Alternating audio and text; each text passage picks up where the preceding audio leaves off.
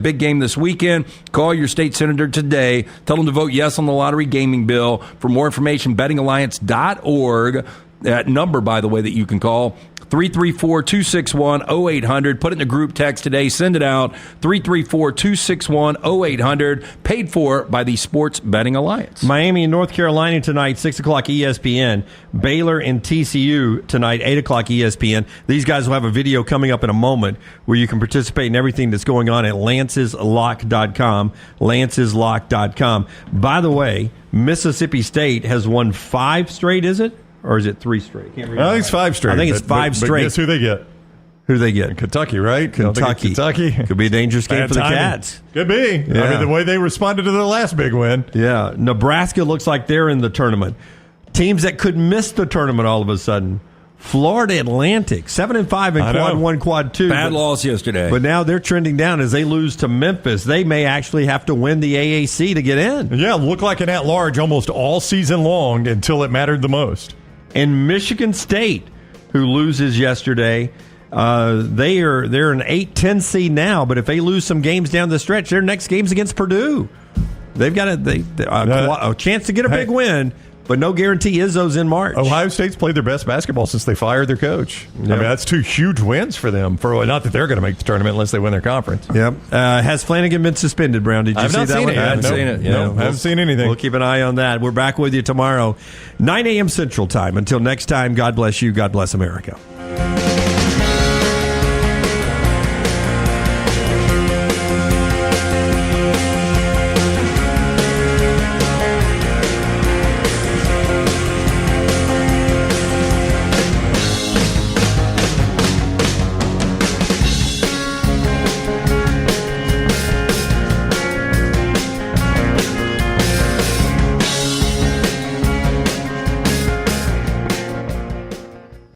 Next Round Live on Twitter, Instagram, Facebook, and YouTube. The social media team at Next Round Live will share the latest interviews and videos from UAB, Alabama, Auburn, and campuses all over the college landscape. You'll also get the latest highlights and news from the Next Round Live Daily Show. Jim, Lance, and Ryan will share their thoughts, and remember, you can always see the old shows on the Next Round Live YouTube channel. Subscribe, like, and don't forget to comment. Turn on the notifications so you don't miss a thing. It's Next Round Live on Twitter, Instagram, Facebook, and YouTube. You've been wearing that thin, raggedy t-shirt for years now, and people cannot stop whispering and staring in your vicinity. We've all been there. Luckily, there's a solution to your lack of fashion and social cues. At NextRound.store, they have plenty of options when it comes to a variety of shirts and hats. Once you start putting that Next Round gear on, be prepared to make new lifelong friends and hundreds of unforgettable conversations. Hope you like random high fives in the street, because that's what you're getting after visiting NextRound.store. When on YouTube, you constantly hear requests to please like and subscribe. Well, here at Disrupt Media, we aren't going to play that game. Those demands are frankly outdated. So we just want you to hit like or subscribe. It's like a choose-your-own-adventure novel. Pick a path, hit like, or hit subscribe. It's your call. We don't care which, just pick one. Or go to Roll Tide Pods and do it. Or War Damn Pods. Or the Disrupt Media YouTube channel. Or The Meltdown. Just make a decision and stick with it. Like or subscribe, the choice is yours. Follow Next Round Live on Twitter, Instagram, Facebook, and YouTube. The social media team at Next Round Live is dedicated to giving you daily news conferences and practice video from UAB, Alabama, Auburn, and around college football. Follow and compare to the sites you used to visit. You'll also get the latest highlights and news from the Next Round Daily Show. Turn on the notifications so you don't miss a thing. Next Round Live on Twitter, Instagram, Facebook, and YouTube. See more at nextroundlive.com. Every day, someone is ridiculed and mocked for the clothing they chose to wear. It's a harsh reality we all must face. But you have the chance to change all of that with one visit to nextround.store. For just a few minutes of browsing, you will observe so many clothing options, from hats to hoodies to t-shirts. Please, for yourself or someone you love, go to nextround.store and embrace the warmth of true attire. Hang out with the Next Round on the go. Whether you're driving to work, running errands, sitting on the beach, or you just need a break from the real world, we can keep you company. Check out the Next Round, Mystery Fifth Hour, and our other shows on your favorite podcast app. We'll meet you there. Follow Rockstar on Twitter at RockstarBHM. Jim Dunaway, Lance Taylor, Ryan Brown, and Rockstar. Live from the Birmingham Racecourse Casino Studios, the next round, presented by Bud Light, is on now. It's been a while since I've done this, but it's only 179 days now to week 0 of college football. I think it was the guy dressed in blue and gold yesterday that said, can y'all believe February's already over?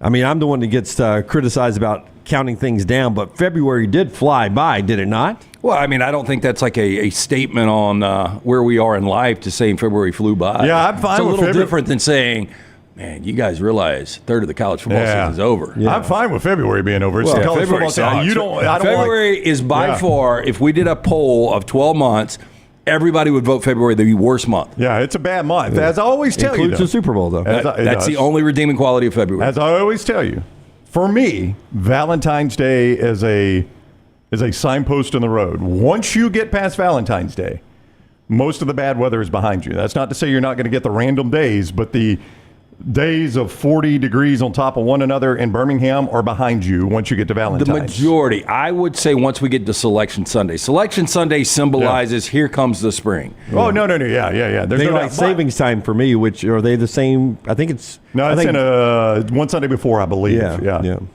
Yeah, it's one Sunday before Selection Sunday. But like today's the warmest day of the year. 77.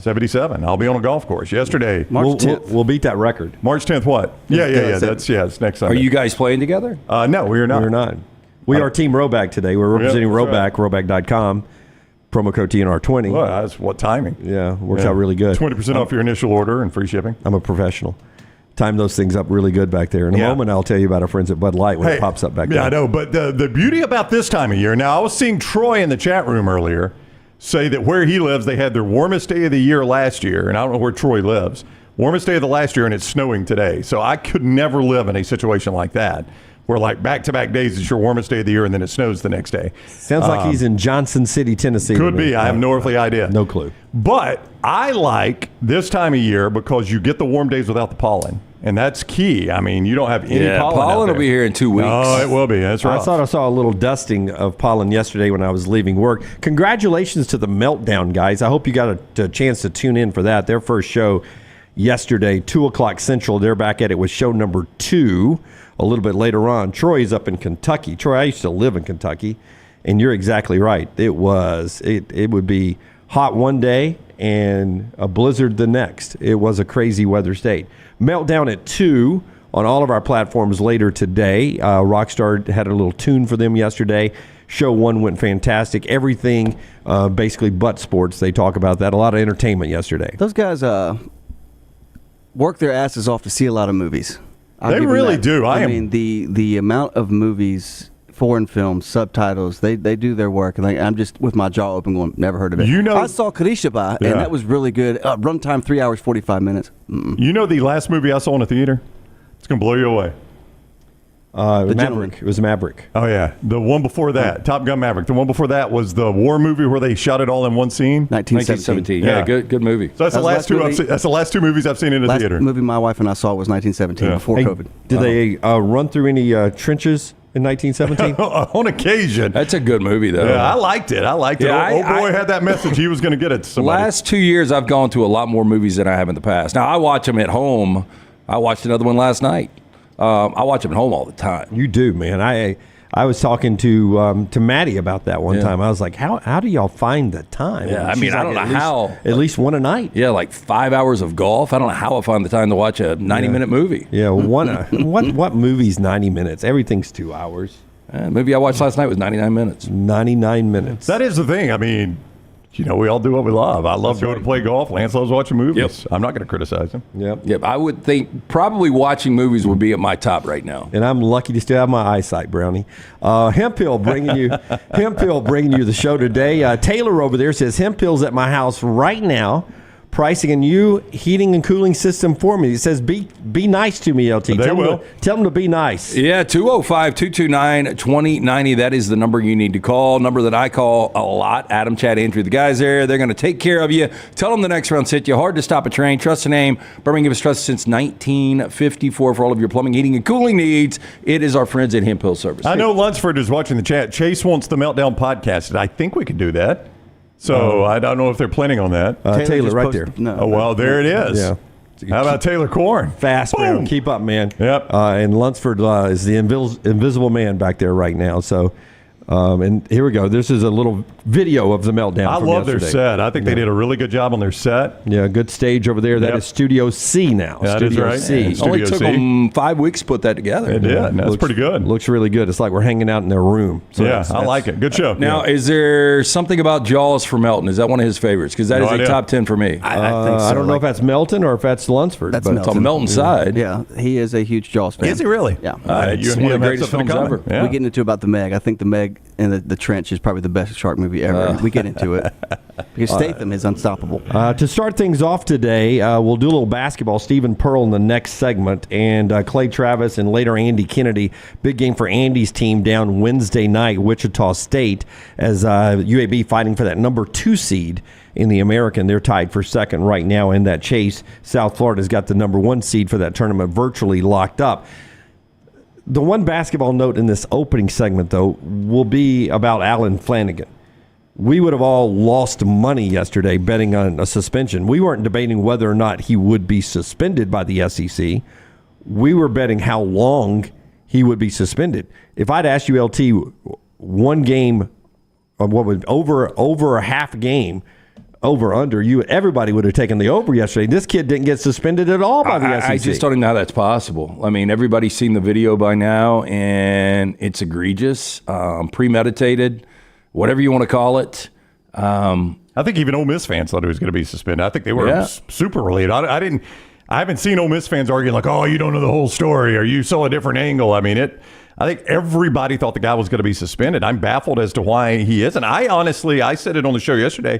I thought it might be the remainder of the regular season. Yeah, I would have been surprised. I would have been more surprised no suspension than if you would have suspended him the rest of the regular season and the postseason. Yeah, I mean, I don't know how the postseason works. That's an NCAA event. I guess they would have had to done the postseason. I don't know. The SEC could obviously suspend him from the remainder of the regular season in the SEC tournament, but once it gets to the NCAA tournament, I don't know how. I would assume the NCAA would do whatever the SEC wanted there, but I didn't think it'd go that deep. I just thought the rest of the regular season was at least on the table. Everybody's got conspiracy theories. Chris jumps in with his. I was about to bring up mine, Chris. It's different than yours. Chris says his is that the SEC wants as many teams as they can in the tournament. Ole Miss trying to keep their hopes alive there. Well, one of their tickets in, Jim, might be Wednesday night. I mean, that's a high net win for them. Yeah. Now, another conspiracy theory is that I almost tweeted this last night, but I didn't want to get into Jimmy Alabama debates on social media last night. But there, sometimes if Chris Beard reaches out and says, "Listen, I'm going to suspend him. You don't have to. I'm going to do it." Well, I don't think he has he? Yeah, but I have not heard that. Yes. So we'll see if he plays in that. That'll be the one, and Ross is backing that up, and a couple people. Will Beard suspend him? And they said, did Greg Sankey reach out and say, "Hey, we're going to discipline Alan Flanagan. If you're not, hey, we got it taken care of. We're going to suspend him." Well, on the Waukee situation, Nate Oates said, "Look, if the conference had not suspended him, I was going to for a game." So I don't know if that's the way that works, because it seems like Oates was waiting to see what the conference did before he made a decision. So I don't know that the SEC would have reached out to Beard and said, "Okay, what's your deal?" Yeah. I wouldn't have thought they would have. I mean, I think the SEC has to take the lead in that. And here's what I think a little bit of this is going on. And I don't think it happens intentionally, but I think we are because of what Nick Saban did at Alabama for so long and the actual zip code of the SEC office. There is a belief at times around the conference, about to be 16 teams strong, 15 of them not named Alabama, that sometimes the league office looks favorably on Alabama. Yeah. And I know that's not true. Well, you have to ignore stacks of evidence to believe that. Yeah, and you know that's not true. Of course I do. But there is a public perception out there by 15 fan bases and sometimes 15 coaches that maybe Alabama gets a little wink and a nod. We've had an Auburn player on this show actually say it. I mean, Bo Nix literally said the words that Alabama gets all the calls. And again, you've got to ignore evidence to believe that that is the truth. Yeah. But public perception sometimes can influence your decisions, even though you don't know it's doing it. Just so happens that Ole Miss's next game that a one-game suspension would have been happens to be against Alabama. And all of a sudden, if you come swinging into the defense of Alabama the way the 15 other schools see it, it's not always the best look. But it's still Alabama basketball, and Ole Miss basketball has never got the benefit of the doubt on anything. But this is one of those, Lance, where I think even if I want to make the argument, I'm like, yeah, I'm not going to die on this hill. I'm not going to die on this hill. This was Rudy Tomjanovich like. The intention there it wasn't that bad. I mean, it was. I mean, the result wasn't the same, but the intention was there. Oh, look. I mean, if you see the video, it was premeditated. There was definitely intent, and I'm just blown away. I've never seen anything like this. I mean, this is more so like what you got with Brandon Spikes with the eye gouge. Yeah, and I think Spikes served 2 games, 3 games maybe. Yeah, I mean, I'm stunned. I really thought at least 1 game just based on the Wague situation. This was far worse than what Wague did, I thought, didn't you? I don't think Wague's was good, but I thought this was worse. Yeah. And the only thing I can go back to is Wague did not get kicked out of the game. And so a 1-game suspension sort of cleans up what the refs should have done. Flanagan did get kicked out of the game with the flagrant 2. And so a 1-game suspension maybe isn't needed. Maybe that's the reasoning by the SEC office. Okay, the Wague suspension cleans up what the refs missed. Here's the problem. Like when the Lakers were really good with Kobe and Shaq, their so-called enforcer was Rick Fox. Now, when you looked at Rick Fox, he was a model. He does not look for like the Bahamas. an enforcer. He didn't, but that was a guy that tried to get under people's skins. And if you don't suspend a guy, like if I'm down 20, I'm going to send in a goon. Hey, look, take that guy out.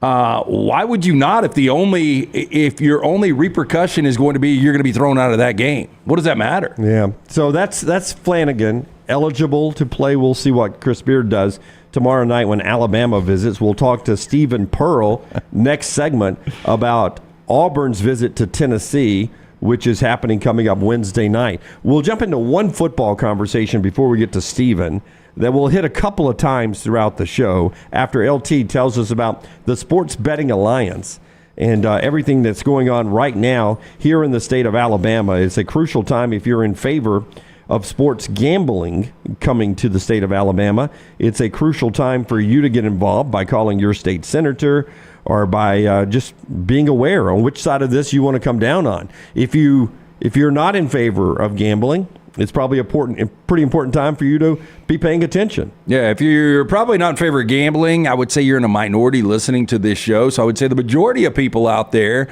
Bill 151 is something that we have talked about for years and years and years. The Alabama State Senate is soon going to decide if you get the right to vote on a lottery, casino, sports betting. They need to hear from you, though. Did you know that Alabama is one of only 12 states where you can't legally bet on sports? House Bill 151 allows you to choose whether you can place a bet on the big game this weekend. Call your state senator today.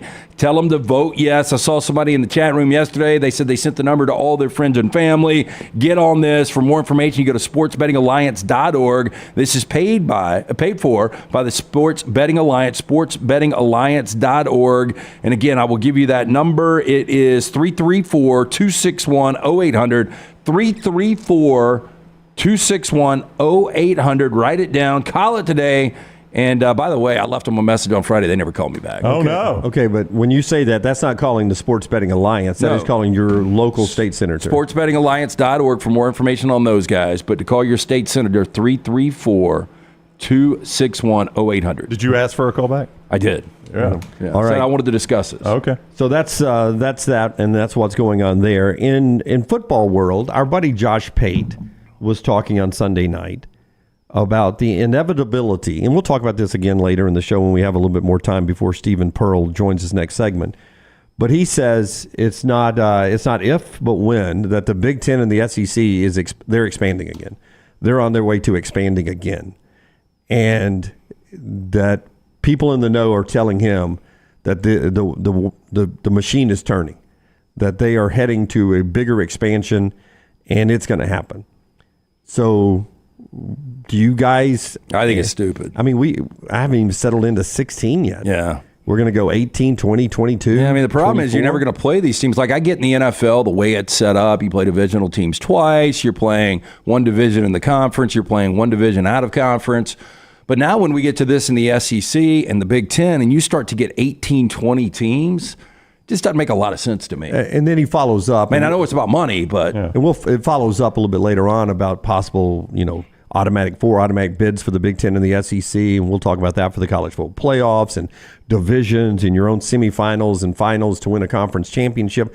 But Brown, you've always sort of been on the cutting edge of where we go expansion-wise, and you've always felt like Virginia Tech and NC State was out there. But if the ACC starts to implode, is that how you finally get Florida State and Clemson in the SEC? Well, you say finally get Florida State and Clemson. I don't know what the appetite for Florida State and Clemson is. When you say Florida State and Clemson would jump right now. When you say finally get it, you're not saying like you've always wanted them and this is your chance. You mean like they're on the scrap heap and you finally say, okay, we'll take them. We always encourage you, like kick Josh. It was the Sunday night show. If you want to go back and see his big 12 or 13-minute conversation about it. But he was indicating that the next expansion from the Big Ten and the SEC will basically rip apart the ACC. I think that's probably true. I was just asking you to characterize the way you're saying finally get it. Let's pretend the SEC is a ship, and we've come upon the ACC, which is a wreckage, and there are teams that are floating in the water. That's the way I thought you meant it. Okay. And Dabo is trying to get Mike Norvell to let him on his door, so he doesn't drown like it's the Titanic. And Greg Sankey's got his little whistle. Which teams? His whistle sounds like a bird. Paint a picture, man. Which teams do we want to fish out of the icy waters? I would say you probably already had Virginia Tech and NC State in your lifeboat at that point. And keep in mind the Big Ten boats there too, going trying to get them to join. So I would say that would be the way Clemson and Florida State would end up, is if they're on the scrap heap. But I don't know what it benefits the SEC to get there. That's the thing. I mean, we're to a point now. What are brands you want to go out and get? That's why we are diluting conferences now. This is idiotic, in my opinion. What do Clemson and Florida State add for you? What does Clemson and Florida State add to me? They had two better football programs than. Well, you got 16 of those in my opinion, than Virginia Tech and NC State. I don't disagree with you. Yeah, but I mean, if you're Clemson or Florida State, Florida State in the SEC last year would have gone what, 9-3, 10-2, 9-3. But if it's a money decision, just adding better football programs does not add money, and that's the reason NC State and Virginia Tech are more appealing, because it expands the footprint. Right, but if the which is money, if the ACC is falling apart but I still got to split money with them if they come into my league. And I don't care if it's falling apart or not. And the money is going to be made now by adding your own postseason. Now, if ESPN says, okay, we were spending X on the ACC, it has fallen apart, so we've got some money freed up, and here's what we would like this to look like. If ESPN goes to Greg Sankey and says, hey, we'd kind of like Florida State and Clemson. We think we could get some good games on TV, and we're willing to pay this for them to come in.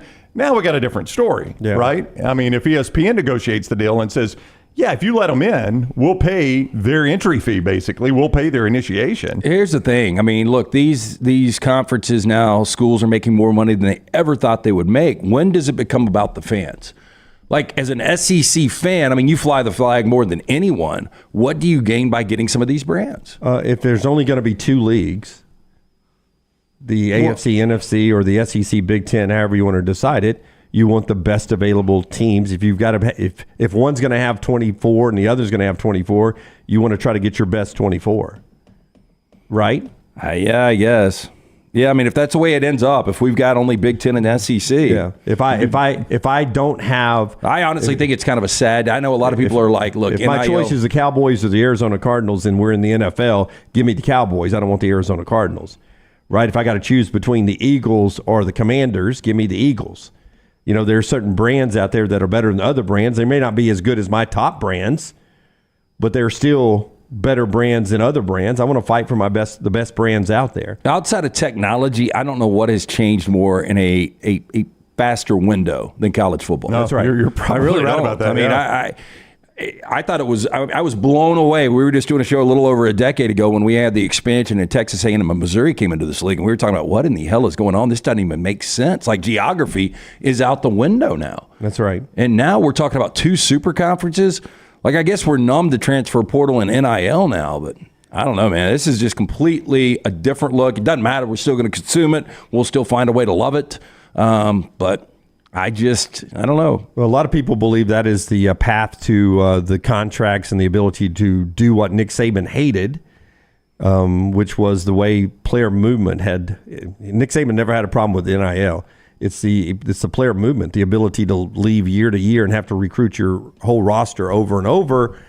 And that's what a lot of coaches don't like. And that's what one day it'll be settled when we have contracts for these guys and they can't leave free agents after every season unless they've got that contract. It's an interesting debate. Josh Pate, Josh, just like you do with us, like and subscribe with him, like and subscribe with us. Give us a thumbs up on all of our platforms today. Stephen Pearl talks basketball on the other side. Big week for Auburn coming off the huge win at Georgia. Game 2 without Jalen Williams. It happens to be up in Tennessee, a top 6 matchup in the Ken Palm. We'll talk to Stephen next. Show being brought to you by our friends at A+, the folks that rearranged, much like the SEC and Big Ten, did with college athletics. A+ went in and rearranged the bathroom for Brown and LT. And they did a tremendous job. That is my man Brad Bell, 205-422-1758. That is 205-422-1758. Here's what Brad masters in. The master bathroom, the master bedroom closet, and the kitchen. Scott is showing you the before photos of my bathroom. A little outdated. It was white. We like the darker colors. So my wife scoured the internet looking for the right person. She read reviews. She talked to people that had used certain contractors, talked to contractors themselves. We got several quotes.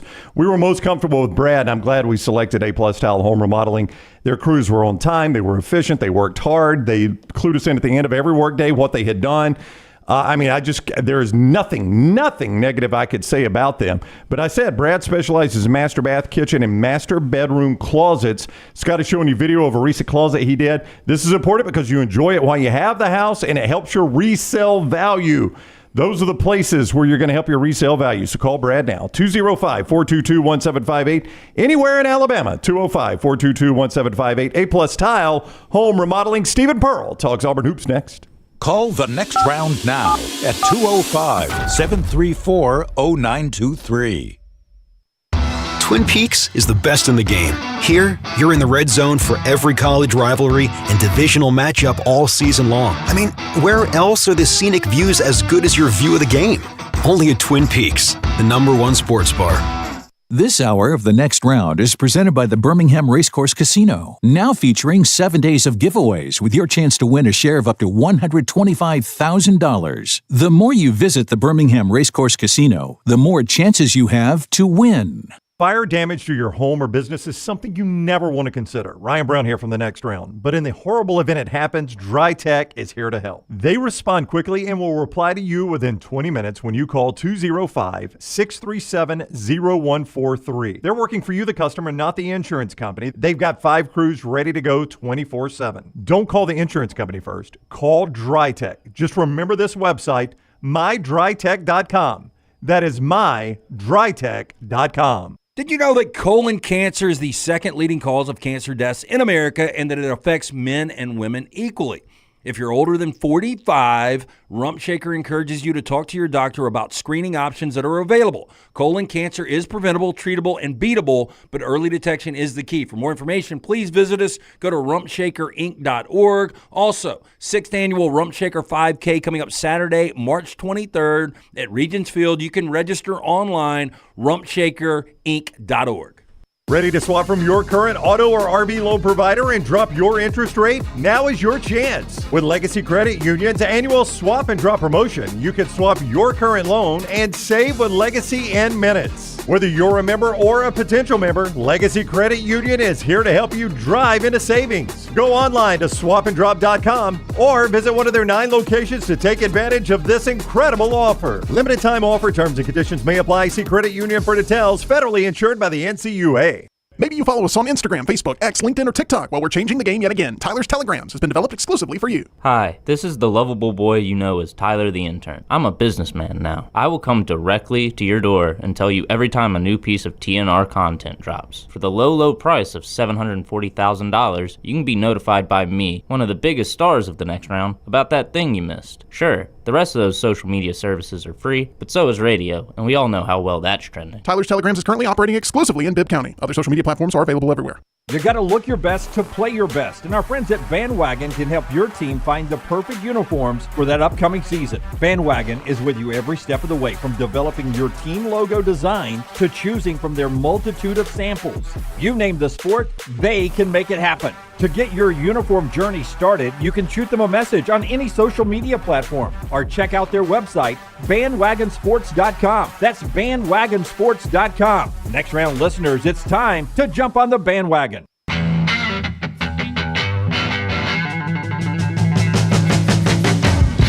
Our buddy Charles Barkley, a great Auburn Tiger, and you'll see him in a doubleheader on TNT tonight, is owner of Redmont Vodka. We're proud supporters of Redmont. I bet our next guest has had a little Redmont vodka before. Again, locally owned and operated. Charles Barkley, as you mentioned, one of the great faces behind it. Gluten-free, 8 times distilled. Available in 22 states. Now ask for it by name if they don't have it. Tell them to get it. It is Redmont vodka. Watched Charles on the golf thing last night. He was very, very funny. He on the always match. is. Yep. Stephen Pearl is with us now, Associate Men's head coach there at Auburn on the JohnstonRVCenter.com hotline. What is up, Coach? How are you today?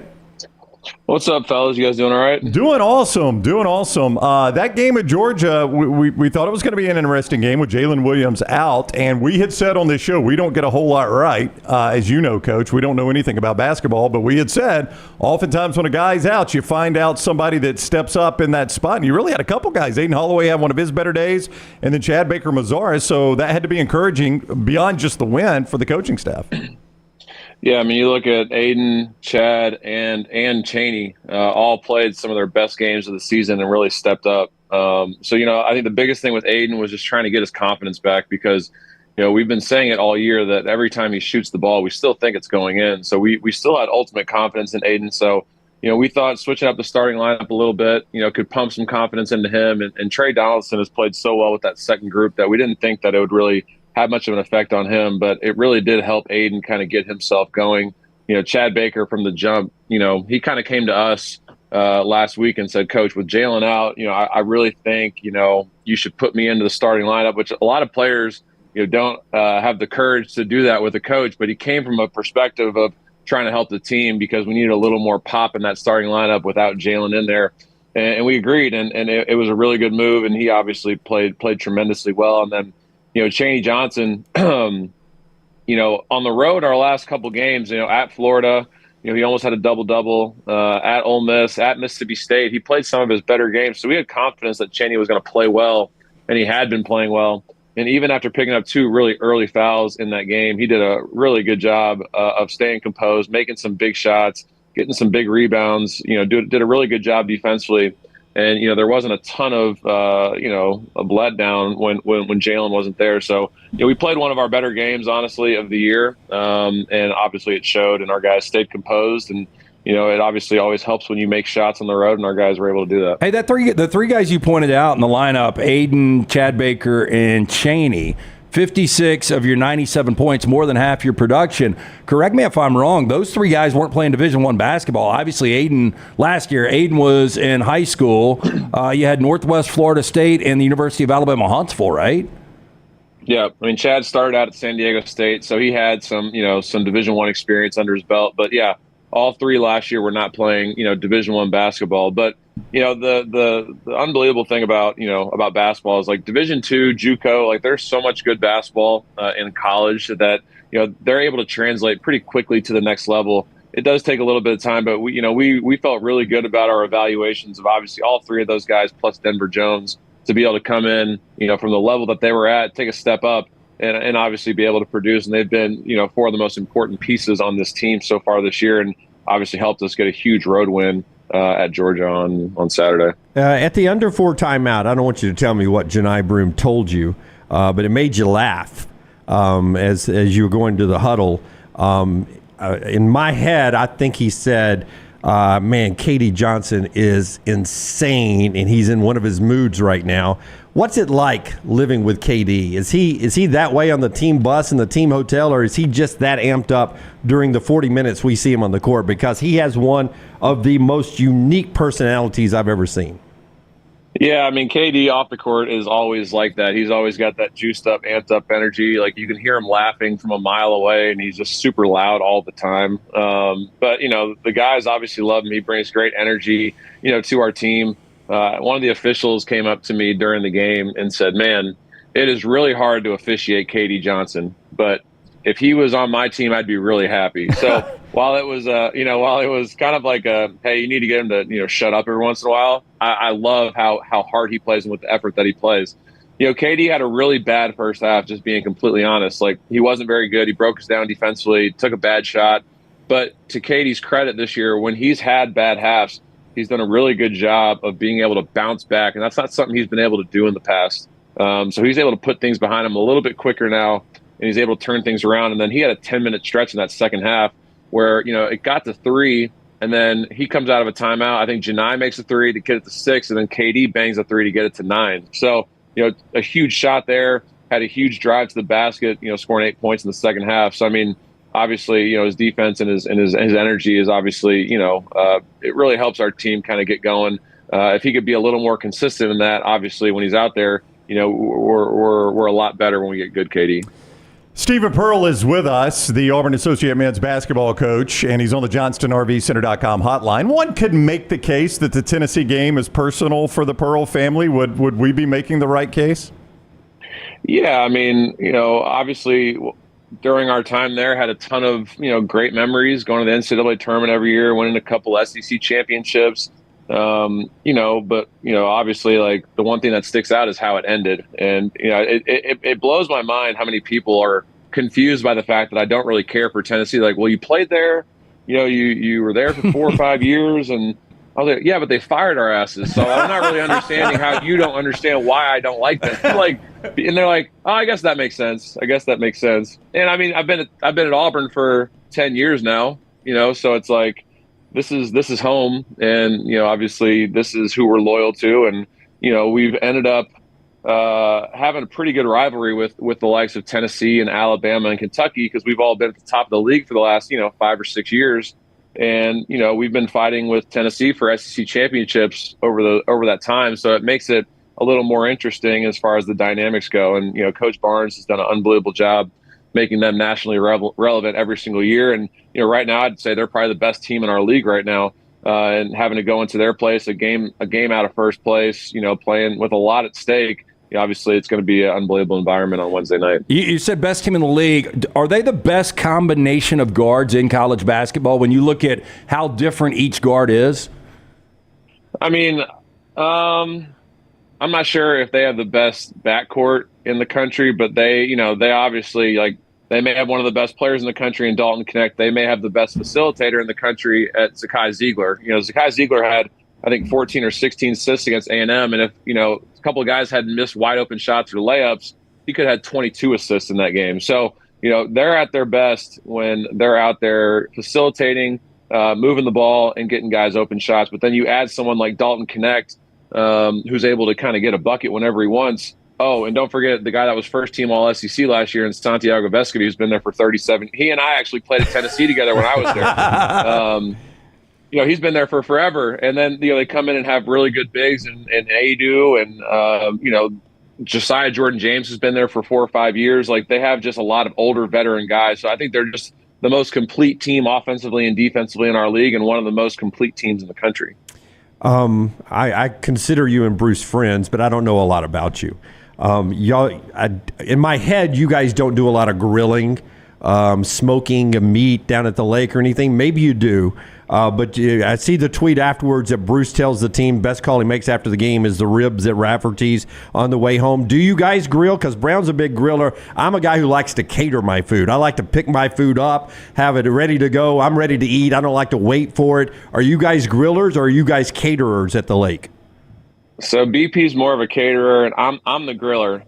At my house, I have a Big Green Egg. I have a Uni pizza oven. I have a Can K open fire grill. I have a Blackstone. My wife is going to kick me out of the house if I buy one more cooking apparatus, but I love it. It's something that I have a lot of fun with. But yeah, he's more of the caterer. He does cook a little bit, but I do more of the cooking. We were talking earlier how miserable it would be to live in the cold, and was that the thing you remember most about growing up in Milwaukee? Yeah, I mean, it would snow like 2 feet, and the roads would be perfectly clear, and you'd have to walk to school. So yeah, I mean, it was the cold was not a lot of fun. But I lived in Iowa, Indiana, Wisconsin for the first 17 years of my life, so kind of got used to it. But I much prefer the South now that I've been here for a good portion of my life. So it's the weather down here is a lot nicer. What is the best thing about Milwaukee? I've heard some cool things during the summer. They got some kind of big festival. Yeah, they got Summerfest in the summer. The months of probably June 15th through probably like early September are the nicest in the country when you go to like Wisconsin or Chicago, like with the lakes and the golf courses and all the different things they have going on in the summer. The weather's unbelievable. It's not too hot, and it gets kind of chilly at night. So but then after that, it's cold up until June 15th, and it's obviously freezing. Once you get into the September, October months. But Lance, I had a question for you. So I know you were doing like a dry February this month, right? I mean, I'm not counting. I've only got 3 more days. Yeah. We're having our own Midnight Madness Thursday night. Okay. So you talked about Red Mountain Vodka to come in. What's going to be the first drink that you have on March 1st? Okay, so it will be here. I'm not going to stay up till midnight. People are like, are you really going to stay up till midnight on Thursday into Friday? Yeah. I'm not going to do that. It probably will be here on Friday. We typically do like an 11 o'clock happy hour. Probably will start at 10 o'clock. We've got some Wicked Weed, the Pernicious IPA, and we've got Stella on tap. I'll probably go with the Stella, but maybe the IPA. Okay. Yeah. Just kind of ease your way into it a little bit. Yeah, and then sunsets, I'll probably go bourbon, and then I'll probably go wine for dinner, and then bourbon late night Friday.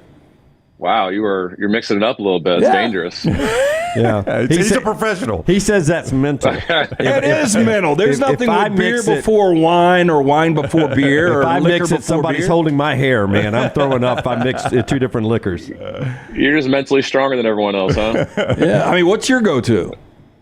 I'm a tequila or a bourbon guy. Okay. Typically, but yeah, and then if I'm with the wife, we'll drink some wine. Okay. Some red wine. Do you drink like in a pinch? Would you drink Red Mountain vodka? In a pinch? Yeah. I've had Red Mountain vodka before. It's good. Well, the reason I ask is we do a thing called Last Call with Red Mountain Vodka, and we sit down and do kind of a one-on-one where we're just drinking vodka and asking weird questions. We'd love to when season's over, you come up to Birmingham, we come down there and we do one of those. Would love that. Okay. Absolutely. Just tell me when. There we go. Oh, there we go. We've got another one scheduled. By the way, there's a theory that the Jordan flu game was just poison from pizza, food poison from pizza. So if Jet's Pizza has a pizza waiting on you, be careful. Got to be careful. Got to be careful. Hey, before you go, I know there's an event this week that you're very passionate about. You and I were texting earlier today, and I want to give you a moment to open up about something you're passionate about beyond just basketball.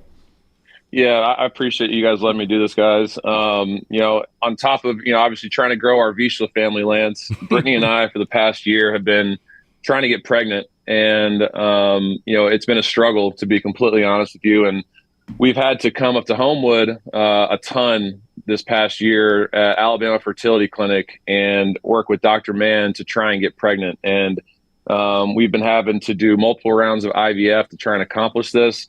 And, as many of you who are listening or, maybe you don't know, but it's a taxing, process mentally, physically, emotionally, especially, on my wife, Brittany. We're lucky that we're in the stage right now where we're really close, actually weeks away from implanting a healthy embryo into her, which is amazing. But then last week, the Alabama Supreme Court ruling came out that, embryos are considered children.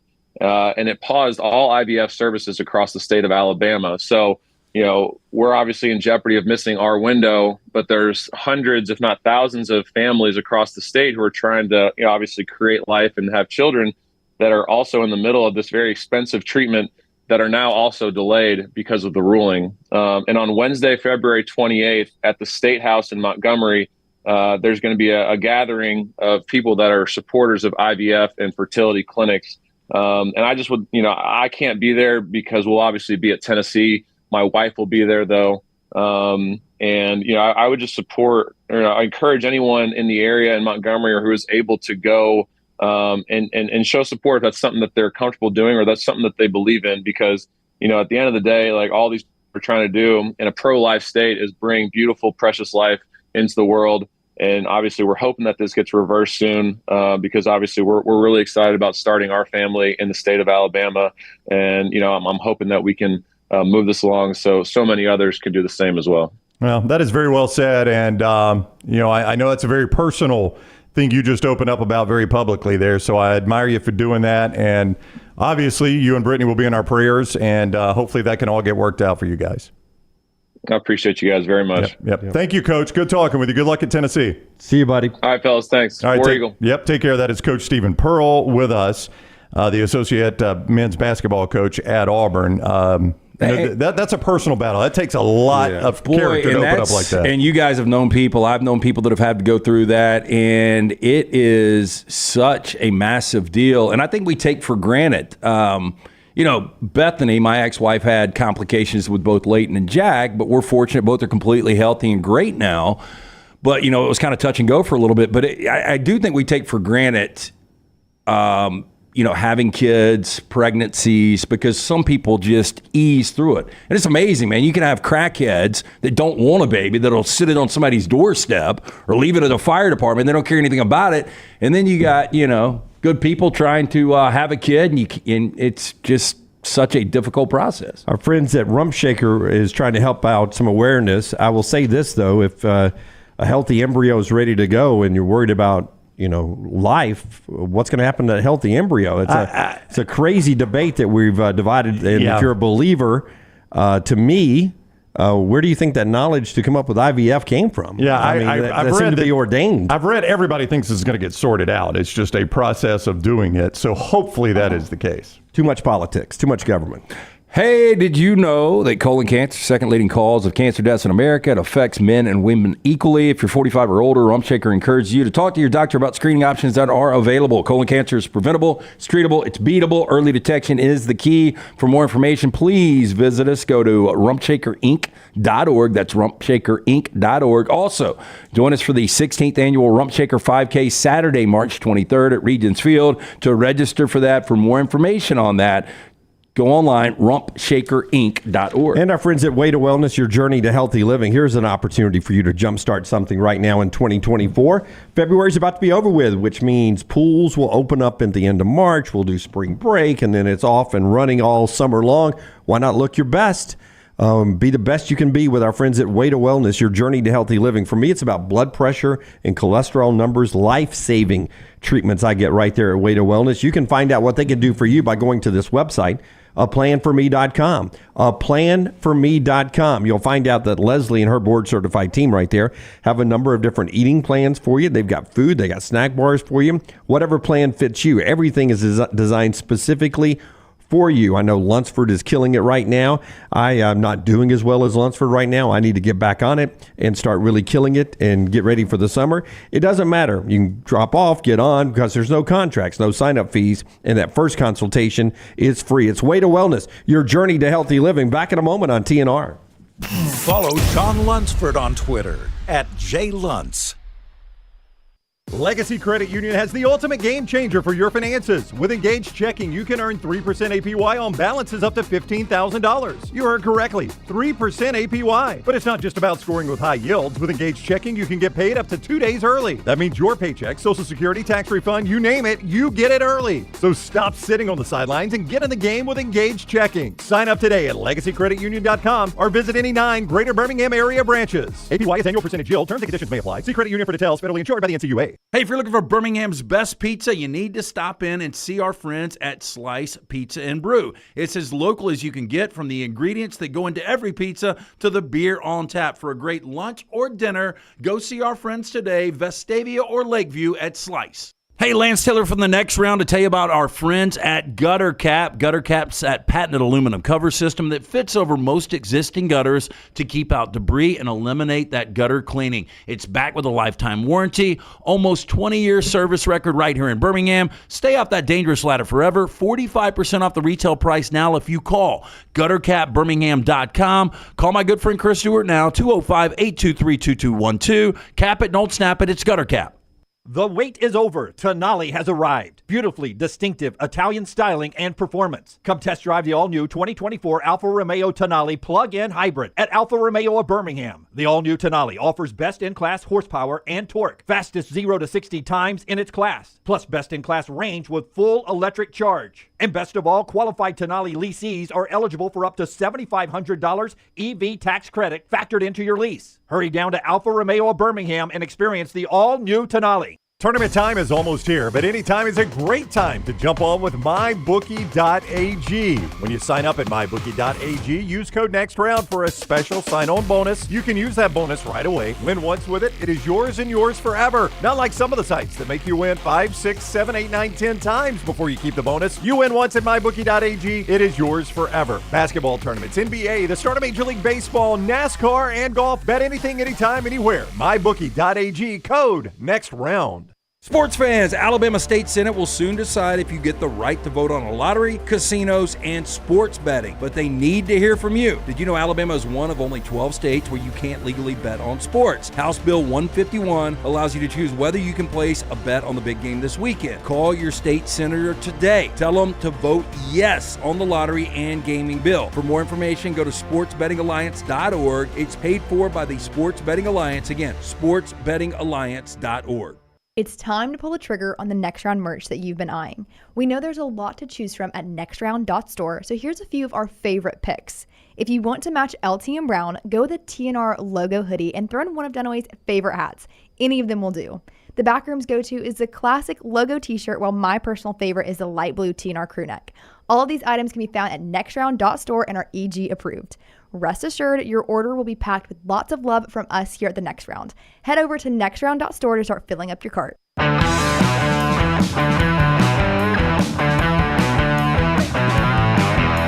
Hugh Freeze 2.0 starting today. Auburn's on the field. More on that in just a second after LT tells us about our friends at Odie's. Yeah, Odie's Tavern. We're going to be out there tomorrow night. We do it every Wednesday night. Odie's Team Trivia. That's at the original location in Crestline. Get there a little early. We'll start a little after 8 o'clock. Enjoy great food from Rodney Davis. But not only that incredible location, also the newest location right there in Homewood, the corner of Oxmoor and Broadway. You can sit outside on the great patios, enjoy incredible weather, ice-cold beer buckets full of the Bud Light. Get in and see Will Haver, 2 locations, Odie's Tavern. So here we go, man. Auburn on the practice field. Practice 1 today, as we're to that point of the calendar where spring football cranks up. And Hugh Freeze has settled in with a great recruiting class. Some of those guys are on campus ready to go for spring drills. I'm not asking expectations for spring at Auburn, but I guess I'm asking what are you looking for? What are you watching? Well, I mean, I think in almost any spring situation, Texas actually will be this to some extent. You're always looking at quarterback, right? That's right. That is always the focus of spring is quarterback, and I think a lot of times in spring, more in some places than others. Well, yeah, and I said Texas because obviously Quinn Ewers is the starter, but you've got a backup that everybody wants to see play, right? So you're gonna have some focus on him, and I think at Auburn, are any of these backups, whether it's Walker Wright, any of these guys, are they pushing the quarterback position to get better? Because I think everybody would agree, even your most ardent Auburn fan would say, yeah, quarterback position can get better. It was not great last year. It can get better, and some of that is receiver, too. Who's he throwing to? I mean, there are a lot of things that go into it, but I think that's what everyone naturally is going to focus on. Yeah, look, I'm still shocked that the Peyton Thorne's going to be the guy. I am, too. In Hugh Freeze you trust. You hired him because he's a really good offensive mind, and if he feels comfortable with the quarterback that he went and got in the portal last year – you saw a couple of flashes from Peyton Thorne. I just don't know consistently could he be good enough over a 12-game regular season schedule to put you in a pretty good position for year 2. Yeah. Here are the other quarterbacks on the roster right now, if you forget. And our buddy Zach Blackerby, who does Village of Ice, part of the War Damn Pods over at Disruptive Media, the 3 times a week show that we have. List in this order: Peyton Thorne 1 on his spring depth chart. He goes Hank Brown 2, Holden Geriner 3, and Walker White, the newcomer, there at 4. Well, I mean, if there was going to be another starting quarterback other than Peyton Thorne, look, and I know we saw Hank Brown against Maryland in the bowl game. We saw Geriner a little bit last year, but I think most people think it would be Walker, right? Like if there was a guy that is going to push him and possibly be starting games this season, I think that's who Auburn fans would want. I mean, it's obviously the first name I mentioned there, and that wasn't an accident. I saw Zach's, I saw his depth chart there. I just think Walker White's probably 4 on the depth chart because you've seen nothing of Walker White, right? I mean, he kind of has to start 4th on the depth chart. You've already seen Hank Brown, as you mentioned in the bowl game. Holden Geriner has played, off and on for a couple of years now. I mean, you've seen what both those guys could do. You haven't seen Walker White. I mean, if you came out of spring and Walker White was the number 2 coming out of spring, it probably wouldn't blow you away, would it? No. I don't think he'd be number 1. I don't think he's going to come in. I think he will be number 2 coming out of spring. Yeah. And so to me, I mean, I think that's an interesting storyline then. Now you've got a young guy that could potentially in the summer push Peyton Thorne to get better. I think you always want a ton of competition at quarterback as much as any position out there. You don't want a quarterback to get comfortable and know he's the number 1 no matter what happens. And that would be the worst thing that could happen to Peyton Thorne right now, is to know there's nobody that can push me. That's not to say Peyton won't go out on his own and do it, but he's forced to go out on his own and do it if he thinks Walker White's a threat. And if you're an Auburn fan, that's what you're dying to hear. Jarquez and company, a running back, you know what you have there. Cam Coleman's there, if I'm right about this. He's on campus. So I think everyone's excited to see just how good the 5-star wide receiver is. Perry Thompson and Malcolm Simmons are going to arrive later. They're not going to be there for the spring. But Cam Coleman may be the best receiver Auburn has, at least on paper, since. Best receiver Auburn has on paper since. It's been a while. This is my point. Oh, my gosh. Yeah. Ryan Davis? Oh, maybe. Better than that. Yeah. Well, guys, I mean, I'm just looking at. I think the expectation for both incoming freshmen wide receivers is going to be they're going to be the go-to number 1s on both these rosters. Oh, I would agree with you. Coleman and Williams. I would 100% agree with you. I think Cam Coleman and Ryan Williams are the number 1s. I mean, I want to go back to Ryan Davis. I'm not saying like Darvin Adams, Ryan Davis. I'm just saying those guys at least put numbers up. Auburn. Yeah. Do you know Auburn did not have? I'm trying to. I'm pulling it up right now. They did not have a wide receiver that had more than 350 receiving yards this year. Do you know this past year? You know how hard that is to do? Well, in American football, American forward pass football. Correct me if I'm wrong. Ronnie Daniels in like '99, the last time they've had a 1,000-yard receiver. Is that right? Has it been a quarter of a century? Yeah, I need to look, Lance, real quick, because back in I think it was the 2019 season. Yeah, JT83 is saying, does the Auburn has never had a 1,000-yard receiver since? Stat still holds? It still holds, yeah. That's what LT's talking about. Yeah, I mean, that stat holds. The back-to-back 10-win season since 88-89, I think, still holds. Yeah, Sammy Coates got close back in the day. Yeah, it was 9-something. Darvin Adams had 963, so he was really close back in that 2010 season. But most recently, Seth Williams, 830 receiving yards, is as close as anybody has come. So it's been a long time since Auburn's had a prolific receiver. Yeah, Cam and Perry are 2 of the best receivers Auburn's ever had, says Troy from up in Kentucky, making that projection there. Perry not on campus, Cam Coleman is. Will says Darius Slayton was underrated. Darius Slayton's actually had a sneaky good NFL career for what he was at Auburn. I would say he's had a better career with New York than he's had. I don't think there's any doubt, yeah. But then the boring part. It's the offensive line. It always is. It is. It doesn't have the flash. It's just it's not the skill positions. You even look at the NFL Combine, folks. They'll do defensive tackles and linebackers together on Thursday.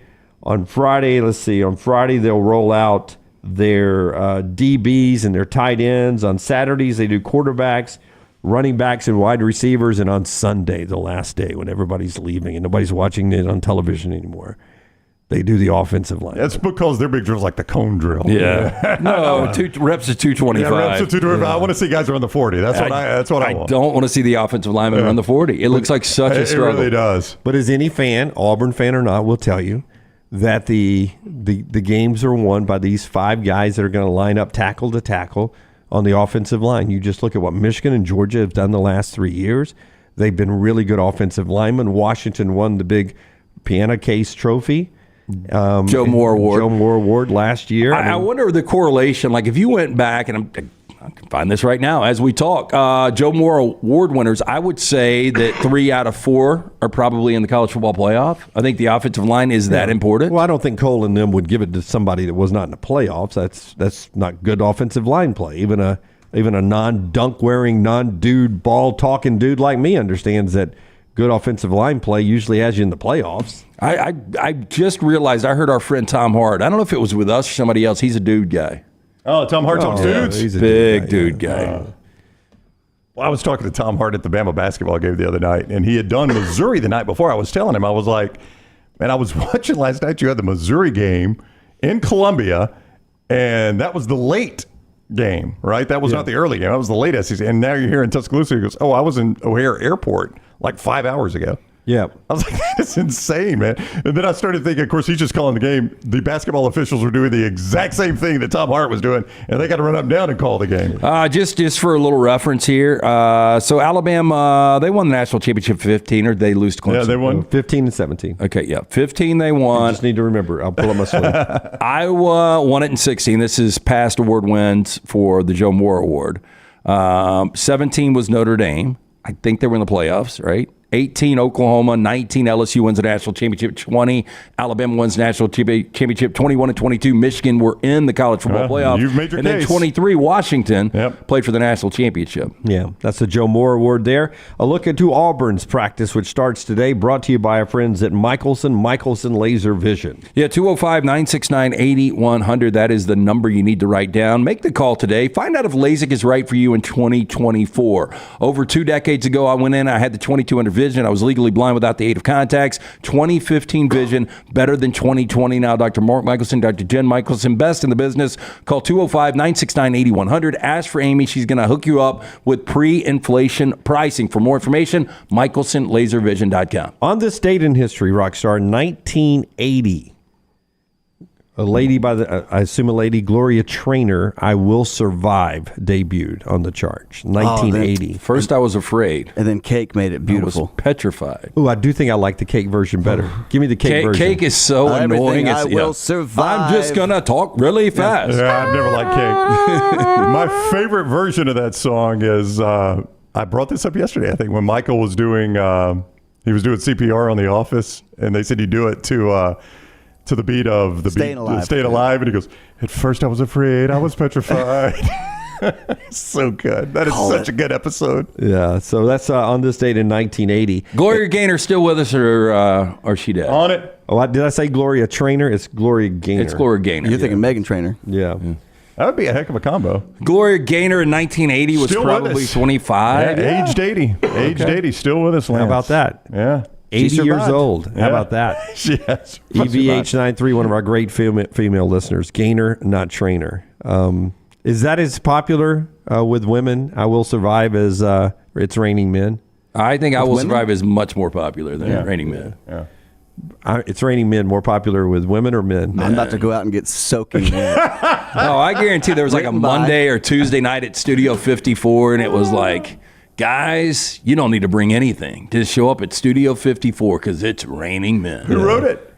Paul Schaefer from David Letterman. Paul Schaefer wrote It's Raining Men? Fantastic. Yeah. Art imitating life. Yeah. But he was all about it. St. Patrick's Day coming up pretty soon. Rockstar's got a picture of, I love these boozy infused ice creams that you get. Yeah.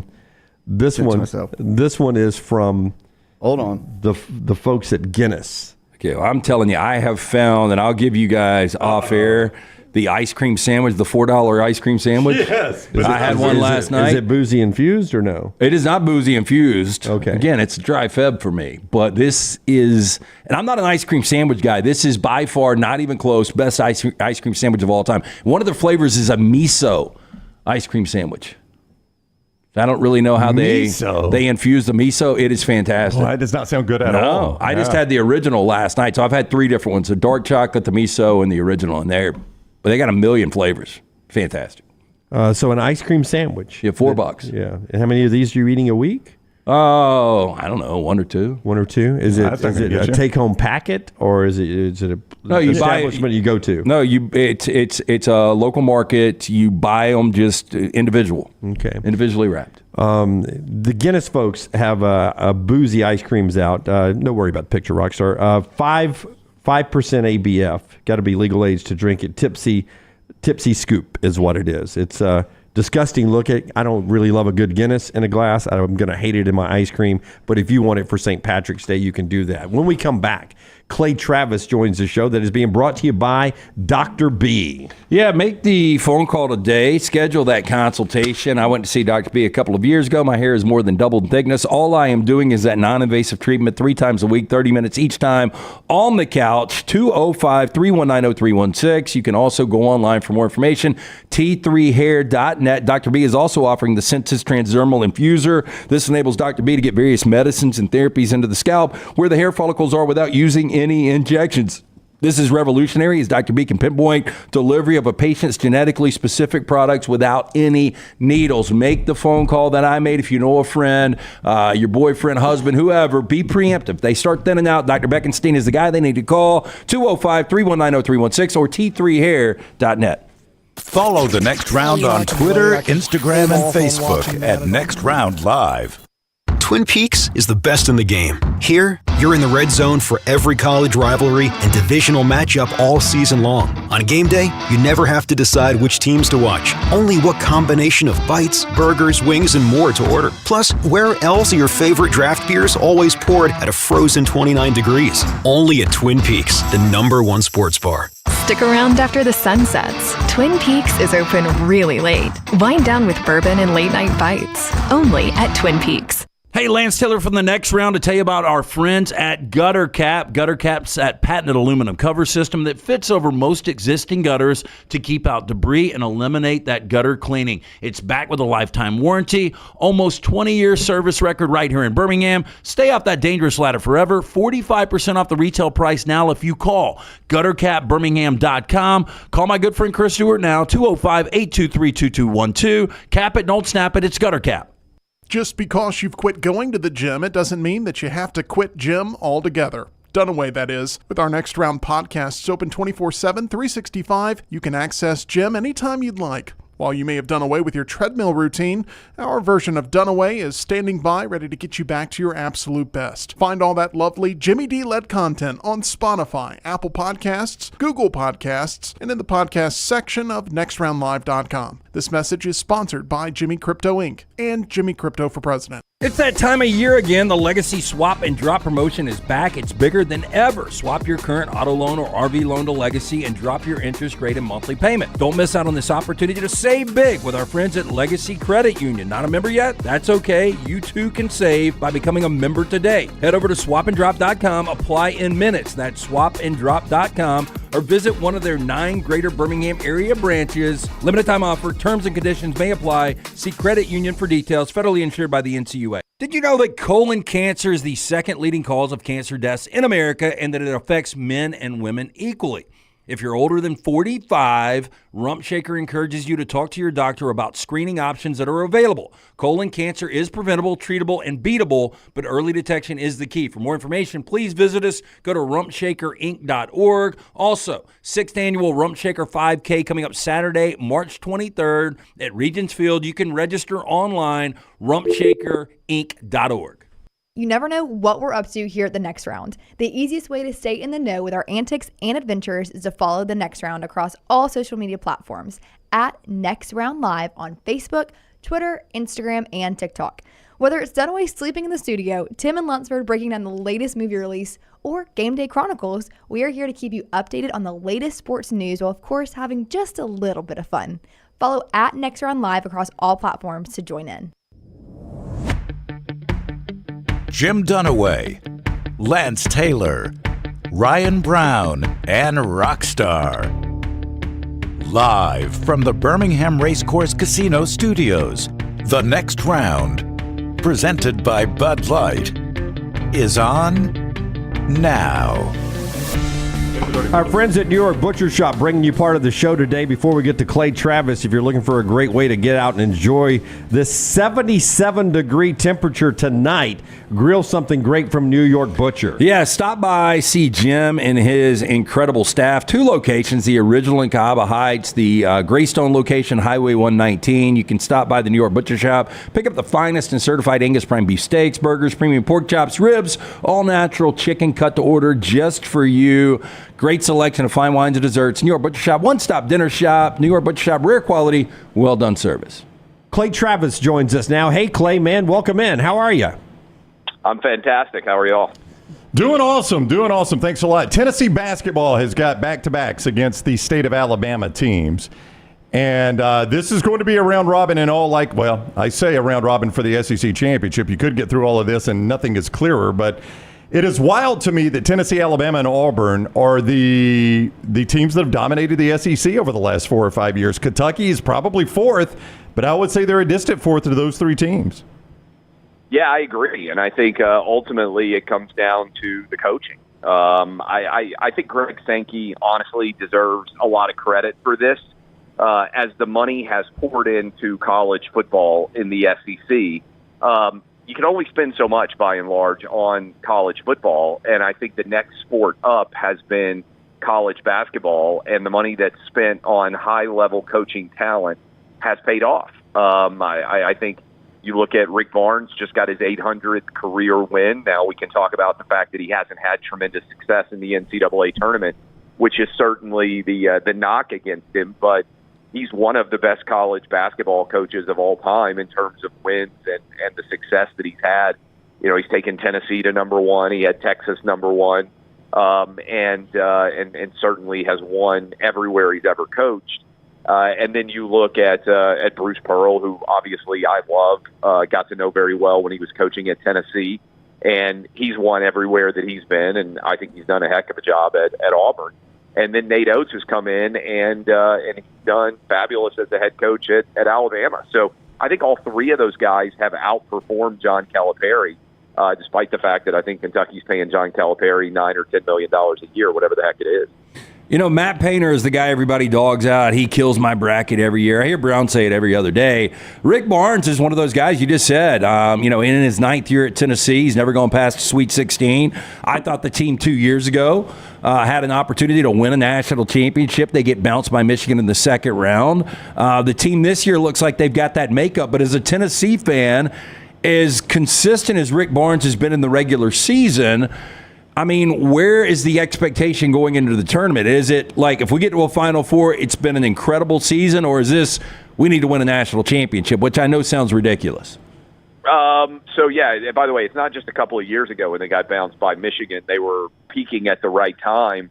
The 2019 team lost in the Sweet 16 in overtime to Purdue. If you remember that game, they got called for a foul on a 3-point shot with like 2 seconds left. The guy hit 2 out of 3 for Purdue. I can't remember the guy's name, but he was one of the best players in college basketball that year. Kind of a guard, point guard, shooting guard hybrid. And that was a devastating loss because that was a team that was certainly good enough to win a national championship. And the one that really feels like a kick in the teeth. You remember they lost to Tennessee did Loyola of Chicago the year that Sister Jean and Loyola, they went to the Final Four. Do you remember that? You probably remember that run. But they hit Loyola of Chicago did a winning shot that hit like the rim 4 times, went up off the top of the backboard. Do you remember that shot? It's one of the most devastating shots to lose on in the NCAA tournament in history. If people don't remember it, just Google it. I mean, the guy hit, I think, side of the rim, went up off the top of the backboard, hit the side of the rim again, front of the rim, and then went in. I mean, it's one of the worst defeats that I can remember in NCAA tournament history, but they lost that year with a team that I think was good enough to be in the Final Four. So, look, Rick Barnes has had, I would say, 4 probably teams that are legitimately good enough to have made a Final Four run, and he hasn't gotten past the Sweet 16. Last year, beat Duke in the round of 32 and then lost to FAU. And FAU goes on to the Final Four. So Tennessee's kind of like Alabama in that whatever team they lose to ends up being the team that makes the run. But, yeah, look, I think this is another Final Four caliber team. If Tennessee doesn't make the Sweet 16, the season will be a tremendous disappointment. I think, Sweet 16 is still disappointing, but it's a team that I think right now is right on the edge of being a 1 seed. But also, again, got Auburn, Alabama, South Carolina, and Kentucky in the 4 final. All 4 of those teams are, I think, ranked right now in the top 20. Were you surprised Alan Flanagan didn't get suspended? Yeah, I was. That seemed like a pretty nasty punch that he threw. Sometimes it's hard to tell. I think intent in sports in general. It's hard to tell whether somebody's just playing really hard, bodies move, you don't anticipate it. That looked like a blatant forearm shiver, and to me, it felt like that should be worthy of a suspension. Yeah, I mean, we were trying to compare it to something. Dunaway brought up the Rudy Tomjanovich, which was worse, but still, I mean, it had some similarities to it. I mean, that Rudy Tomjanovich punch lived for like 40 years. I haven't seen it on video in quite a while. I not thought of it until Dunaway brought it up. How long ago was that, though? That was it had early to be the 70s, right? Yeah, late 70s. Yeah, I mean, that thing lived forever, Clay. This wasn't to that level, but when a guy's running full speed and just takes an elbow to the face, I mean, that's pretty bad. Yeah, I think it should be a suspension. I mean, if you throw a punch, that's a pretty much automatic suspension, I think, right? To me, a punch being thrown is serious, but most of the time you can see a punch being thrown. I don't think there was any way to defend yourself from what happened during that game. I mean, I don't think there's any reason to expect that that's happening. Whereas if 2 guys square up, I mean, it still can be unexpected to get punched, right? But at least you're aware that the punch might come. Whereas that was the definition of a cheap shot. Clay, I said outside of technology earlier in the show, I think college football has changed quicker than anything that we've been around over the last decade plus, and it just continues to change. If I told you that we're going to get to a day, I think everybody agrees the athletes are going to become employees of the school. Yeah. But if the schools actually sold to ownership groups, if you could be part of an ownership group, when you look at the top 10 most valuable franchises in the world, seven or eight are NFL, led by the Cowboys at over $9 billion is the valuation there. Would you be surprised one day if the schools got a cut and they didn't have to deal with anything and you had an ownership group much like the NFL?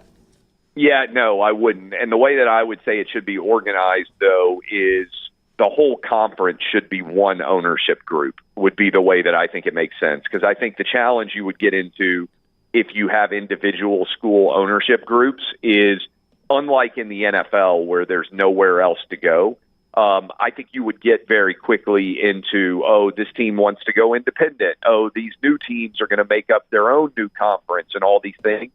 I think there are so many teams in college football that if I were, sort of sitting back as an investor, I'd want to own the SEC as a whole, or I'd want to own the Big Ten as a whole. I think that's what makes the most sense. Now, there are different program valuations, right, that would exist within that scope.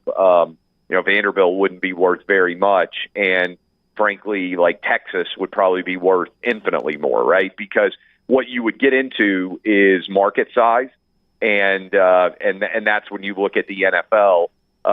Typically, the more valuable franchises are going to be the ones that have the largest market size, right? So the University of Texas, the University of Florida, those are monster states, would theoretically have more value than certainly a Vanderbilt or an Ole Miss would have, for instance. So in your mind, I buy the SEC, and then I get all the television revenue or whatever, but I got to negotiate the contracts for Kalen DeBoer and Hugh Freeze and Rick Barnes and Nate Oates and Bruce Pearl. I've got to do that? Is that the way you envision it? Well, I think the college coaching salaries would plummet in a professional league because, I mean, really, when you look at it, most college football coaches make more than most NFL coaches do, right? I mean, that doesn't get talked about very much, and a lot of the NFL coaching salaries are not public the same way the college coaches are. But the reason why college coaches make so much is because typically you couldn't pay players. So I think the salaries for college coaches would come back down. I think also as a part of this, they wouldn't have free agency. And that's what I've always said is probably the driving force to college football and basketball coaches making so much is you can leave and go coach for a competitor. You can't do that in the NFL. Yep. So the coaches would be subject to a collective bargaining agreement in a similar way that the NFL coaches are. You know, you can't just leave and go to another team if you're under contract as an NFL head coach. And so I think, that would be a part of it as well. That would eliminate the huge coach buyouts. I mean, there would be no Jimbo Fisher anymore. That's right. Yeah, there wouldn't be huge coach buyouts. And also, I mean, it would take away a lot of the leverage from the Jimmy Sextons of the world, who every time there's a big job opening can go get, 5 or 6 different coaches new raises by just dangling the possibility that they might be interested in it to their coach and their job. And I actually think in the long run, that would make the job of college coaching way better because when players, what you would have is a salary cap, right? And I think what NIL has become is basically not what NIL was ever intended to become. I wrote about this in a column recently, but I said, imagine if you went to watch an NFL game and you paid for your tickets and you paid for season tickets and you paid for all your beer and your parking pass and everything else. And then they also asked you to pay money so that you could pay the players' salaries. You'd be like, this is crazy, right? Like, I'm already giving you tons of my money in order to support the program. And now you're telling me that I got to go pay the quarterback salary. So I think this is a broken system that we're working through right now that will be resolved at some point in the near future and make more sense. But right now it doesn't. All right, he is Klay Travis, Outkick founder at Klay Travis on Twitter. You also see him on Fox. Klay, thank you very much for the time. Have a great week. All right, appreciate y'all. All right, buddy. Klay with us on the JohnstonRVCenter.com hotline. You saw us down there at the auto show at Johnston RV. That's behind us now. But for the few days left of February, that RV show pricing remains at Johnston RV Center. So you could still get great deals there at Johnston RV. I'm talking about I-65, exit 304 in Coleman, 334 in Decatur, and they're always online, JohnstonRVCenter.com. Now, like on this show, where we know the United States is the greatest nation in the universe thanks to the United States veteran and the U.S. military, they know that as well at Johnston RV. So if you are active duty or retired military, they give you a great discount there. Just ask them about it at Johnston RV Center. Their small way of saying thank you for all you've done for our nation. I-65, exit 304 in Coleman, 334 in Decatur, always online, JohnstonRVCenter.com. All right, 4 downs today. LT has them for us, brought to you by our friends at Slice. In the next segment, I don't know if any of you are 179 days away looking at the college football schedule, but in the next segment, we're going to do a sort of a round draft, and we'd love you guys to do it as well. We're going to go around our table and draft 5 games we'd love to go to this year. So we'll end up with 15 games that are must-see. What were you guys talking about last week when I wasn't here? It was not a time machine, but teleportation, Jim. Teleportation. That was one of Little T's questions. You would need teleportation to make it to all these games. Some will be the same day. As always, there's some stacked days. We'll do that in the next segment. But right now, the 4 downs is brought to you by Slice. Yeah, Slice for great location, soon to be a 5th location in Homewood, created by the late Jeff Bajalia. His legacy continued to be celebrated by his brothers, Jason and Chris. Get into one of those 4 locations, Lakeview, Vestavia, Montevallo, Crestline Park. Local pizza, local ingredients from the Soul Pie, the Bajalia Special. For more information, slicebirmingham.com. First down. Better chance of playing for their conference championship game this year in football. Would you go Ole Miss or Penn State? I think it was our buddy Ryan Fowler over in Tuscaloosa, tweeted some odds, conference championship odds from Bet Online, I think it was, Lance. And Mississippi was in front of Alabama. Yeah. I found that really interesting. I haven't seen that in a while. To win the conference. No, they were really tight, but they were in front of Alabama. But Alabama was Georgia, was Texas. Ole Miss, Alabama. And then LSU was right behind Alabama. But to see Alabama 4th in odds, I mean, that's crazy. It was weird, but to see Ole Miss in front of them was even stranger. Well, and you start to look at the schedule, and I think Penn State's got a pretty giving schedule as well. Yeah, we looked at that. So to me, you're battling to be second in the SEC behind Georgia. That gets you in the SEC championship game. Yep. You're battling to be second behind Ohio State in the Big Ten. Penn State's your answer here. I don't think Ole Miss will rise to the level to be better than Texas, Alabama, LSU, Missouri, all of those guys contending. I think one of them will slide in 2 behind Georgia. I think Penn State is better than Michigan this year. Michigan lost 18 players that are at the Combine this week. Now can they be better than Washington? Oregon becomes the biggest thing Penn State gets over with. I'm going to go Penn State better than Ole Miss. Yeah, I mean, the hurdle here is you've got James Franklin and Lane Kiffin. So one of these guys, in order to get there, he's got to win a game or 2 big games. But I'm going to agree. I think it's going to be with the transition of Oregon, USC. By the way, USC was like 25-1 to win the Big Ten. Isn't that wild? Yeah. I mean, By the way, I don't think either one of them do it. I think Oregon, Ohio State, Texas, and Georgia. But I'll say Penn State better. Yeah, I think Penn State better odds. They avoid Michigan, but they do get Ohio State, but they get them at home. But then I think they also have to go to USC. I mean, that's their 2 big games. Yeah. So I think I would go Penn State over Ole Miss. Second down. More wins this upcoming season. Bo Nix or Peyton Thorne? Love Jim Nagy's comments about there was a Pro Football Focus story that said the Cardinals have been doing extra work on Bo Nix. And then Jim Nagy, former scout who runs the Senior Bowl, friend of the show, explained that was clickbait from Pro Football Focus, that if Bo Nix falls in this age, you send out these 5 scouts who will go evaluate him on his pro day, that he would be drawing the same attention as any of these certain players. So don't read in that the Cardinals are looking more at Bo Nix than anyone else was looking at Bo Nix. All 32 teams probably looking at Bo Nix the same. That being said, I don't think Bo Nix wins any games next year. I'm not sure he's a day 1 starter. Right. That's my issue with this question here is I think even if drafted in the first round, it might be a first-round draft pick that is going to be my future starter. Well, it's why I asked the question. I think Bo's going to be one of these guys that either goes late first, or he could even fall to late second. But my point there is he could go to a good team. That's and right. Maybe it's a good organization that doesn't really have quarterback set. Let's just throw out Pittsburgh.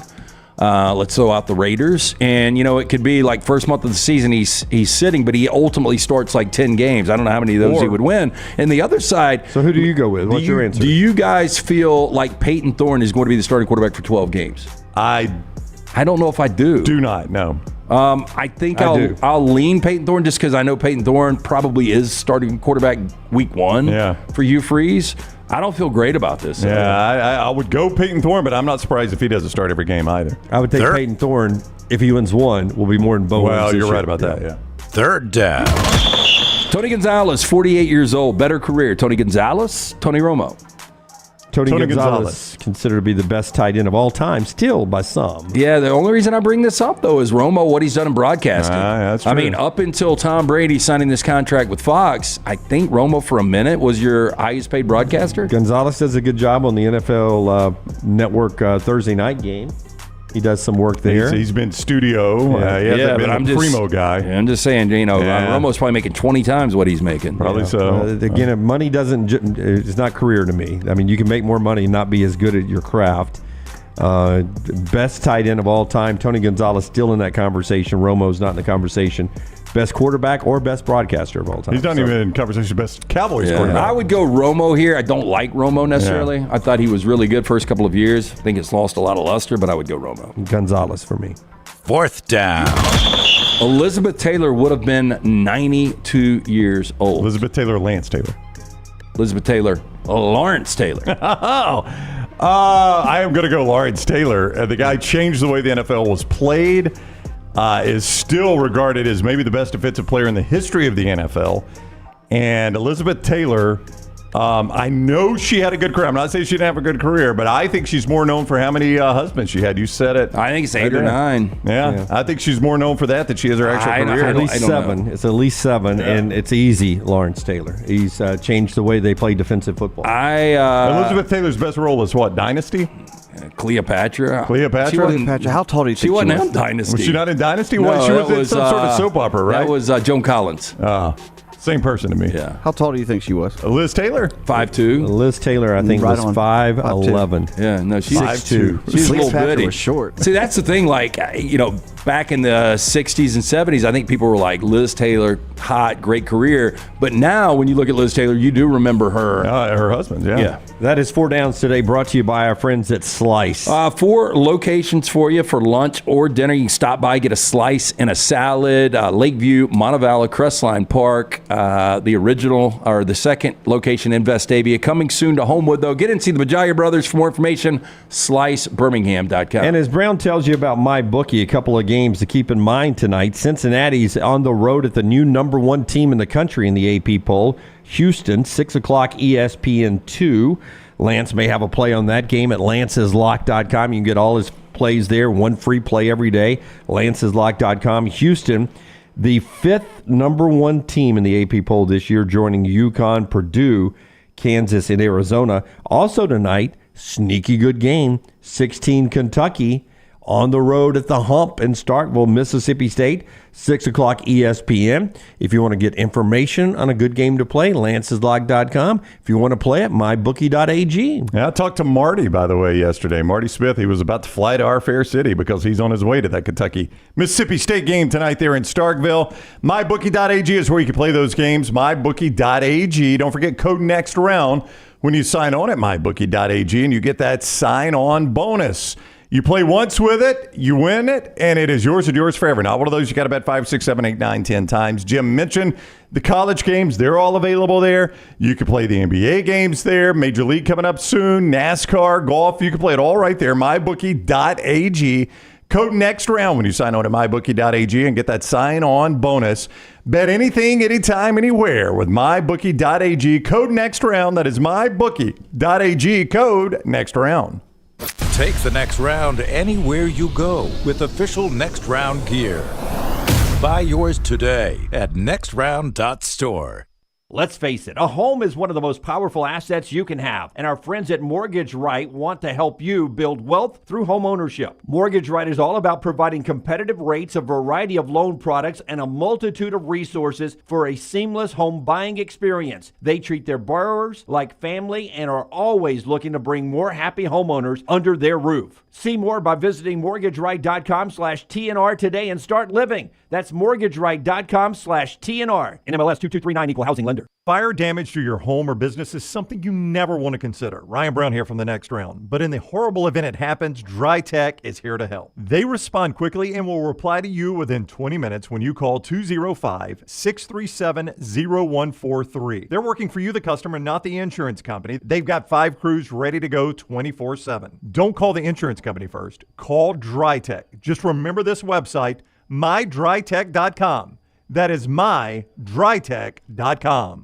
There are so many things I love about walk-ons. Authentic, mouth-watering Louisiana cuisine, prepared fresh, daily from scratch. A great beer selection and TVs everywhere to watch the big game every day of the week. And of course, they've got 2 great locations on Highway 280 and 119 and at Hoover near the Hoover Met. Walk-ons is also a great place for happy hour, 2 to 6 Monday through Friday with $5 moonshine swirls, $5 house pours, and half-price appetizers. And it's an easy take-home experience for the family as well. Highway 280 and Hoover with walk-ons. Did you know that colon cancer is the second leading cause of cancer deaths in America and that it affects men and women equally?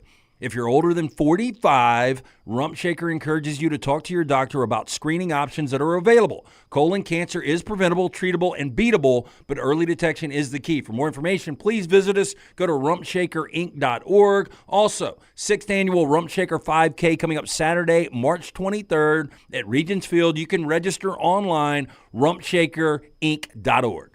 Visit nextroundlive.com today. It's free, unless you haven't paid your internet bill. So go ahead and pay that, and then it's free. Heck, you can pull out your phone and go to nextroundlive.com right now, where you'll find all the free content that you can stomach, unless you haven't paid your phone bill. Then you need to pay that, and then you can enjoy all the free content NextRoundLive.com is so rewarding that it should be behind a paywall, like Lance's Lock. So in summary, play Lance's Lock. Then you'll have enough money to pay your bills and go to NextRoundLive.com, where you're always at your happiest, for free. Sports fans, Alabama State Senate will soon decide if you get the right to vote on a lottery, casinos, and sports betting. But they need to hear from you. Did you know Alabama is one of only 12 states where you can't legally bet on sports? House Bill 151 allows you to choose whether you can place a bet on the big game this weekend. Call your state senator today. Tell them to vote yes on the lottery and gaming bill. For more information, go to sportsbettingalliance.org. It's paid for by the Sports Betting Alliance. Again, sportsbettingalliance.org.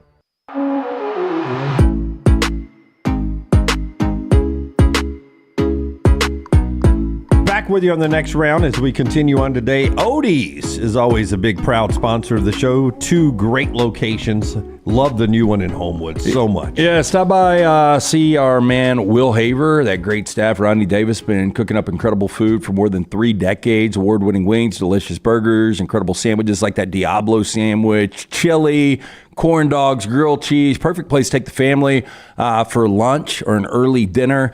And again, don't forget about Odie's Team Trivia. We'll be doing that tomorrow night. The original location in Crestline, newest location in Homewood. Get in, see Will Haver and the great staff, Odie's Tavern. So I challenge the guys to do this. Come with the list of games that you personally would want to go to. And I want to build a sheet of 15 that maybe later on this spring or summer, Taylor will put into a nice little worksheet to where you'll have the 15 games we want to see you could add to that for college football coming up. So we'll just start over here with Brown. We'll work our way around and draft this way, and we'll snake it back where I'll go back the other way. We got 5 rounds of this. Any college football game that you want to be at in person, if you could, if you had all the money in the world and the ability to just jump into your, what's it called again? Teleportation booth and just zoom right there, watch the game, and teleport to the next one or back home. So once one of us picks it, it's off the board, though, right? We go to the biggest game once. I'm going to start in Austin, Georgia at Texas. It might be number 1, number 2. It may be considered the biggest game of the year, but I am going to go Georgia, Texas. October 19th. Can't wait. It's going to be nice and I was going to go with that one, actually, just because it was going to be 2 birds, 1 stone. Texas, that first big introduction to the SEC. I've never been to Austin for a game. That's part of it, yep. For me, though, I'm going to go to the week before, 10-12. I'm going to Ohio State at Oregon. That was my number 2, Lance. Never been to Austin before, and this would be what we call a big game for Dan Lanning. I would say, yeah. We'll see how that works out, but I will take that one. Okay, very interesting choices there from you. The game we may actually go to, I want to go and just helped out by the fact that Stephen Pearl told us that until September 23rd, the weather in the Wisconsin, Milwaukee, Madison area maybe is some of the best in the world. So September 14th, Alabama at Wisconsin. I'm going to slide that game right there for me. Wow, that's early. I would have had that one deep. That was not even in my top 15. Yeah, I don't think you could have gotten that one at any point this draft. I don't have a top 15 I'm either. rolling with that one for games I want to go to now. We're not saying best games. Game I want to go to include atmosphere and everything. You got a game coming up at South Alabama? And I don't want to go to that game. Okay. Yeah. Alabama hosting Georgia. I want to be there for that one to see what Kirby Smart versus the next Alabama coach looks like. That is September the 28th. So 2 September games for me. LT, you're up. Jim's buying Alabama season tickets. This isn't much different than what you do. I may actually be at both of these games. I am going to go September 21st, USC at Michigan. Get to see my brand, big house, never been before. Think that would be fun. It's a good game there. I wonder... they get USC at home too, and Oregon at home. Michigan does.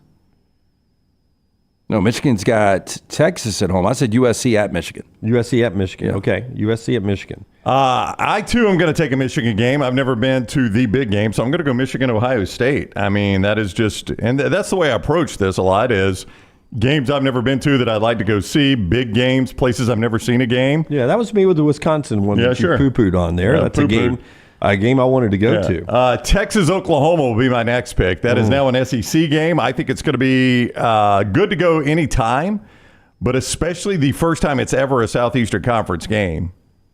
I guess that's going to make it I don't know if it's going to make it a bigger deal. If they're going to make a big deal out of it, I don't know, but I would like to be there. Okay. But that's, we're talking about going to Camp Randall for the first time. That is one game I'd love to have on our bucket list to go to. Let's do it. Yeah. I am all in. Probably not this year, or maybe this year. Crap, I don't know. But I would love to go do our show Friday from Dallas, go to the game Saturday, do some stuff from there. Come, maybe the Cowboys have got a good game that Sunday. You could grab a Cowboys game while you're out there. And then fly home that night. A little 2 for 1. Yeah. I am going to go all the way into the season, November 30th.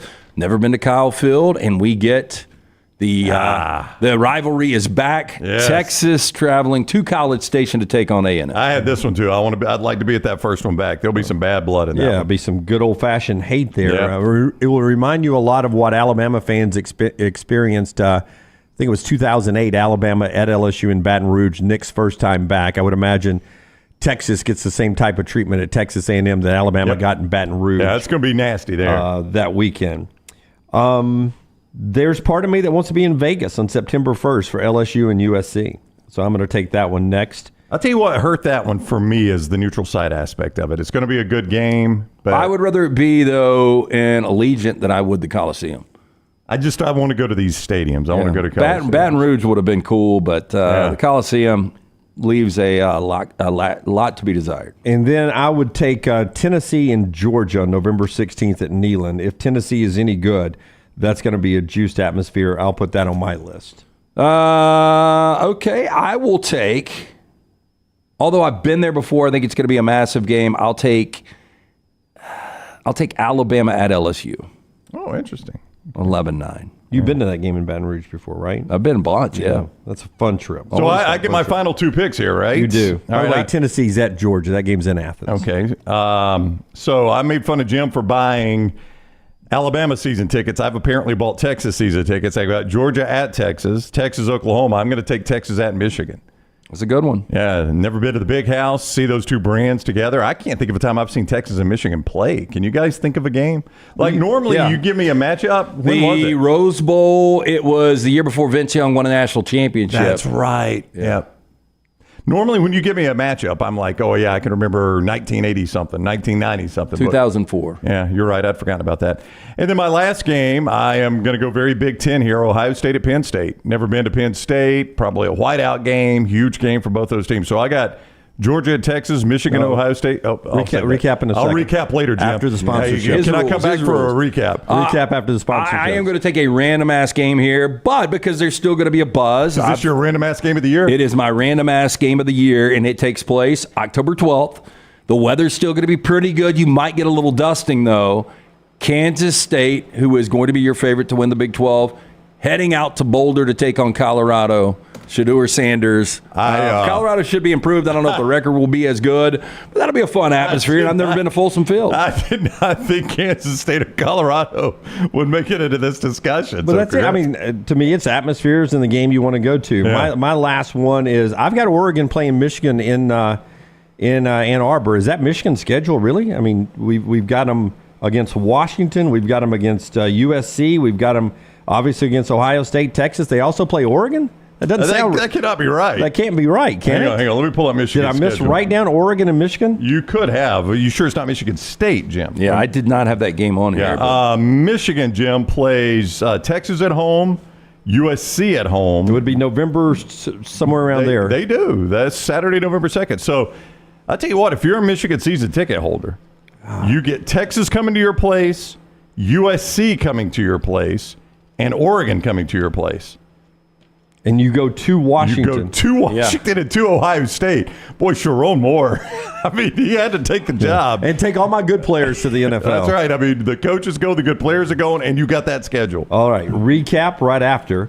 The fine folks at Woodhouse. LT, tell us about our friends at Woodhouse. Woodhouse Day Spa, conveniently located at the Summit Shopping Center. You can give the gift of luxury. A couple of ways to do this. You can stop in the Summit Shopping Centers, the newly renovated location up there. Go see Stuart and his incredible staff.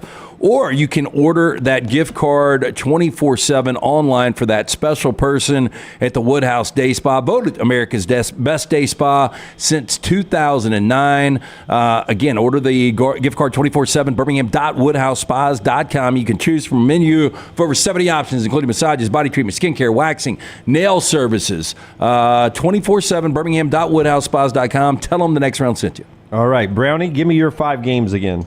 So, again, I went very heavy Texas here. I've got Georgia at Texas, Michigan at Ohio State, Texas, Oklahoma in Dallas, Texas, Michigan in the Big House, and Ohio State at Penn State. I am angry at myself for the amount of Texas and the amount of Big Ten I am getting here, but I'm just trying to go places I've never gone and games I want to see. LT? I think I am seeing 10 different teams, 5 different venues. So I think I did a good job with this. I've got Ohio State at Oregon. I've got USC at Michigan. I've got Texas in College Station against A&M. I've got Alabama in Baton Rouge against LSU. And then I've got the random Kansas State in Folsom Field against Colorado. That's random. I've got Alabama at Wisconsin, Camp Randall. Georgia at Alabama, Tuscaloosa. LSU, USC in Vegas. Tennessee and Georgia in Athens. And Oregon and Michigan in Ann Arbor. Games that are not on there that I had interest in. Penn State, USC at the Coliseum. It was on my list, but it was well down my list. For one thing, it's at the Coliseum. It's not a fun game day. Yeah. Georgia, Ole Miss, and Oxford. I had that on. I had that one too. Yeah, I mean, that's a sneaky good game. Ole Miss never wins big games. That'll be their chance in Oxford. Florida State, Notre Dame, November 19th. I had that one. It's in South Bend. Lance ruined me on South Bend, though. He told me the stadium's a dump. Yeah. And Clemson, Florida State.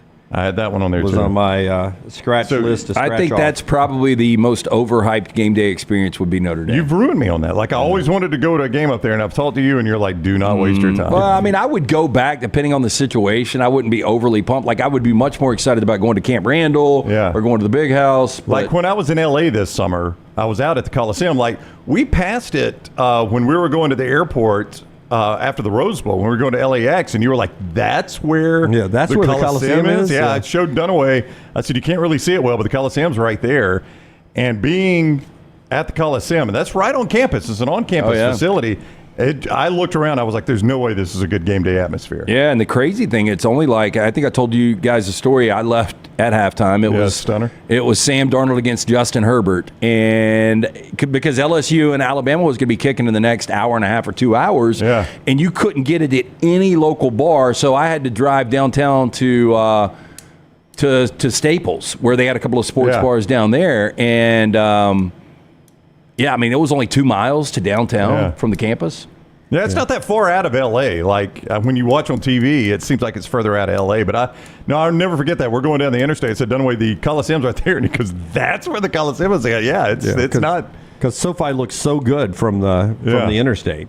I didn't see it. We didn't drive out there to it. But then I was like, damn, next to the SoFi, the Coliseum looks so old and miniature. Yeah, I mean, a lot of it's underground is why. It's that old school way they used to build stadiums where they dig down in the ground. Dig a hole. It's cheaper that way. Yeah, dig a hole, and that's all. That was your structure. Yeah, and I don't know, when they did the renovations, like the stadium steps are like that. Yeah.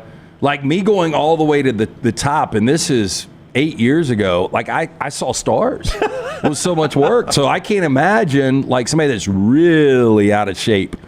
Well, you better get lower level. Tiger Stadium in Baton Rouge, it's pretty steep up in the upper deck, yes, too. sir. You sit up in the upper deck. You feel like you're going to fall on the field. You feel like you need a rappelling rope. All right, much more coming up, including Andy Kennedy in about 1 hour from now to talk about UAB's big home game against Wichita State tomorrow night. Already Stephen Pearl on the show talking about Auburn's road trip to Tennessee.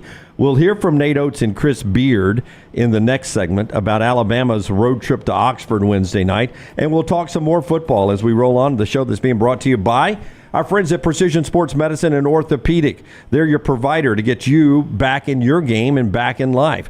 Whether it's just a messed up elbow from pickleball or whether you've already pulled that back muscle working in the yard this spring, they can get you back going. Just call this number, 205-512-3885, 512-3885, or visit the website, precisionsportsortho.com/2024. If you're out shooting hoops right now and you try to show off in front of the kid and you end up blowing out a knee, They get you back in the game as well. Orthopedic care, better together. Find your provider today, 205-512-3885 or precisionsportsortho.com/2024.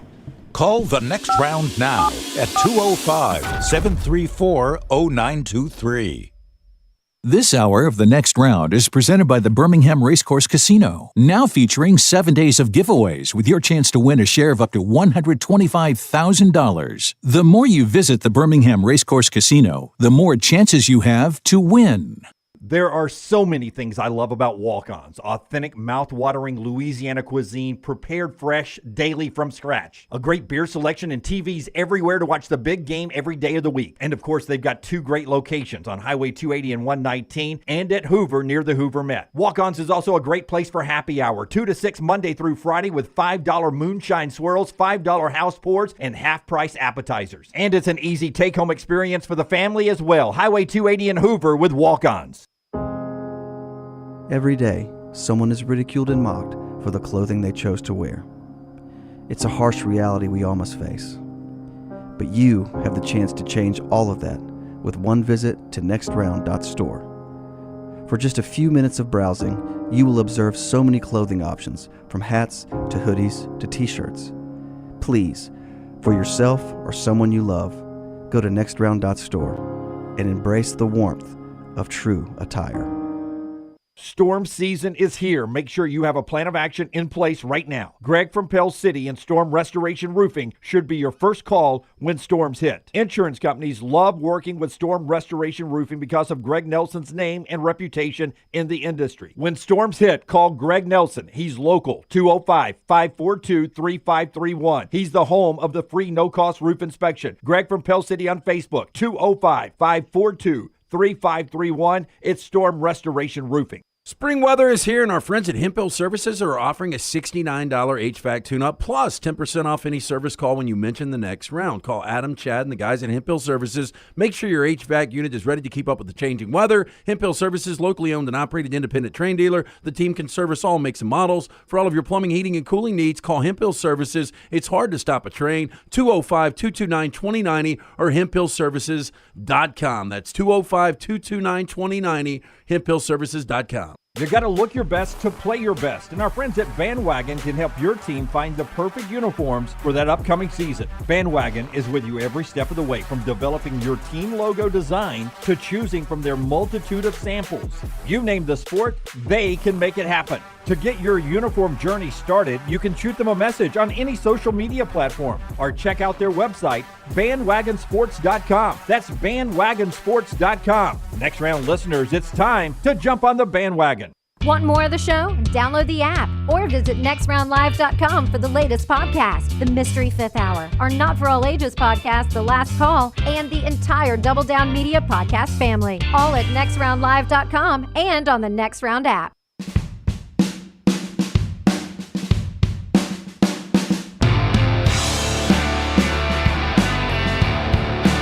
Back with you on the next round as we work our way towards another big basketball week in the SEC. LT's going to tell us about the Sports Betting Alliance again. Basketball happening tonight in the SEC, including Kentucky and Mississippi State. Before he tells us about that, Brown, is it true? Somebody in the chat room was saying that Alabama is the only team Mississippi State's lost to at home this year in the SEC. I know they beat Tennessee there in Starkville. Yeah, they've got 2 home losses. Maybe SEC. Yeah, was that an out-of-conference game maybe? I'll double-check. It's amazing, though. As good as Kentucky has looked against both in-state teams, Auburn and Alabama, they're 5-5 in their last 10 games. Yeah, LSU loss sticks out now in between the Oreo cream, in between the 2 cookies of Auburn and Alabama. Yeah, I don't know. I mean, if Kentucky plays like they did against the in-state schools over the last week plus, that's going to be a hard team to beat once we get to the tournament. I think Mississippi State's 11-2 at home. Yeah, they're 11-2 at home. I'll see. I'll find the other home loss. Did they have like a great team like Arizona that came to town or something? They lost to Bama and... Damn, that's the only one I see, Brown. Yeah, no, they're 11-2 at home. I know. I've read that earlier. Pittsburgh. No, that wasn't the first 4. Yeah. They lost to Southern, was that? Yeah, I guess that was in Starkville. That was early, wasn't it? Yeah, Southern? Let me see. Out of I'm the almost SWAC? positive. Or Southern Miss? Southern closes with 12-0 run to stun. Yeah, it's in Starkville. That's their other loss. I'd say that's Jaguars. stunning. The Southern University's Jaguars. Yeah, and Southern was up until that point 1-6. Southern now is 16-11. They turned it on. Yeah, the wow. Jags. See Southern in the NCAA tournament. Tell us about the Sports Betting Alliance. Boy, Southern had a tough. They opened with TCU, UNLV, Arizona, Illinois, Marquette, and then Mississippi State. You got to pay for that program somehow. Gosh. Yeah. Hey, look, did you realize Alabama State Senate will soon decide if you get the right to vote not only on a lottery, not only on casinos, but also sports betting, but they need to hear from you. Did you realize that Alabama, as archaic as our great state is, one of only 12 states where you can't legally bet on sports? House Bill 151 allows you to choose whether you can place a bet on the big game this weekend. Call your state senator today. Tell them to vote yes on the lottery and gaming bill. For more information, go to sportsbettingalliance.org. That's sportsbettingalliance.org. Paid for by the Sports Betting Alliance, sportsbettingalliance.org, or here's that number. You can call State Senator today. Tell them 151, vote yes, 334-261-0800. That's 334-261-0800. Here's Chris Beard, Ole Miss's coach. Right now, not in the NCAA tournament. Nope. 7 teams are in. They've got to do some work down the stretch to get in, and we've learned that work probably needs to come in the 4 regular season games before you get to Nashville. Little pressure on Ole Miss against Alabama tomorrow night. Here's Chris. Yeah, I'm proud of our players. Look, our expectations were this time of year to be in position to still be fighting for the conference championship, and we find ourselves in a different situation. But again, this is life. You just keep competing. You stick together in these kinds of times, but I'm extremely proud of our players. I think our effort has been, our hearts have been where they need to be all year long. You can't deny that we're sitting here in late February and this is a hurt locker room right now. Why? Because we're still in the fight. And a lot of basketball left, 4 games left. We got one of the best teams in the country coming in here on Wednesday. And so to me, that's an opportunity.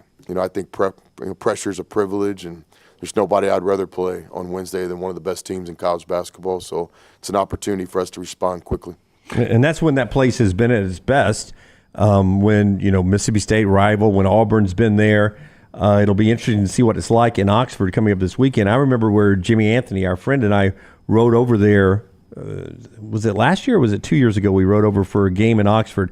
It was Chris wasn't the coach, so it was the last guy. One of the worst Kermit Davis. One of the worst game day atmospheres ever. And now they say it's one of the better ones. Yeah, and it just turns around with the excitement of the coach or everything. It was dismal. We went over there, walked in, tickets, good seats, and the place was a quarter full. Well, you got to be able to turn it around because, in my opinion, you've got the best coach in the SEC with Chris Beard. And this is a team that's lost 5 of 6, but you go back and you see how they've played at Oxford. They were up 9 at halftime against a really good Auburn team. They beat a good Florida team by 18 in Oxford. They beat Mississippi State, who's red hot in Oxford. So they've got some quality wins. You just wonder where they are mentally right now, losing 5 of 6. But on the other side of that, Bama coming off a disaster on Saturday in Rupp. It's funny. Alabama keeps catching these teams that are right on the edge of the quad lines. You know where Ole Miss is today? 74th. Yeah. And it's a road game, so top 75 is a quad 1 win. Only if they stay in the top 75. It's not where you beat them, it's where they end up. For instance, Florida, after Alabama won that home game, top 30 home games, a quad 1 win. Florida for a minute dropped out. Nope, they dropped out of the top 30. But now they're back. To 31, now they're back in. So Alabama all of a sudden is 4-7 because State, who plays Kentucky tonight, is a quad 1 win for Alabama.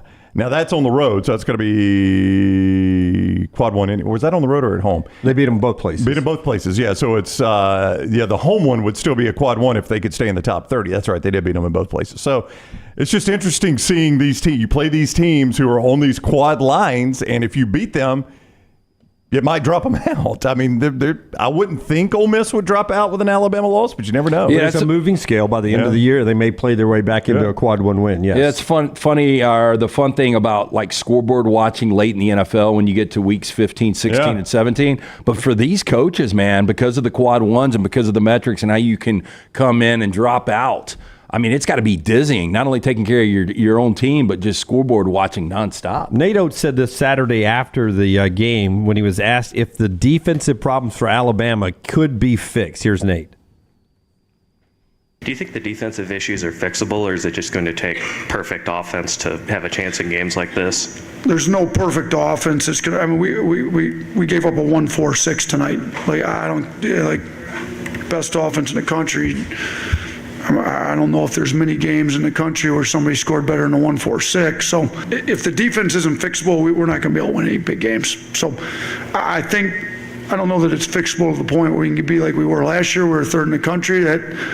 That's past the point of doing that. I think there's parts of it fixable. Some of it, I don't know.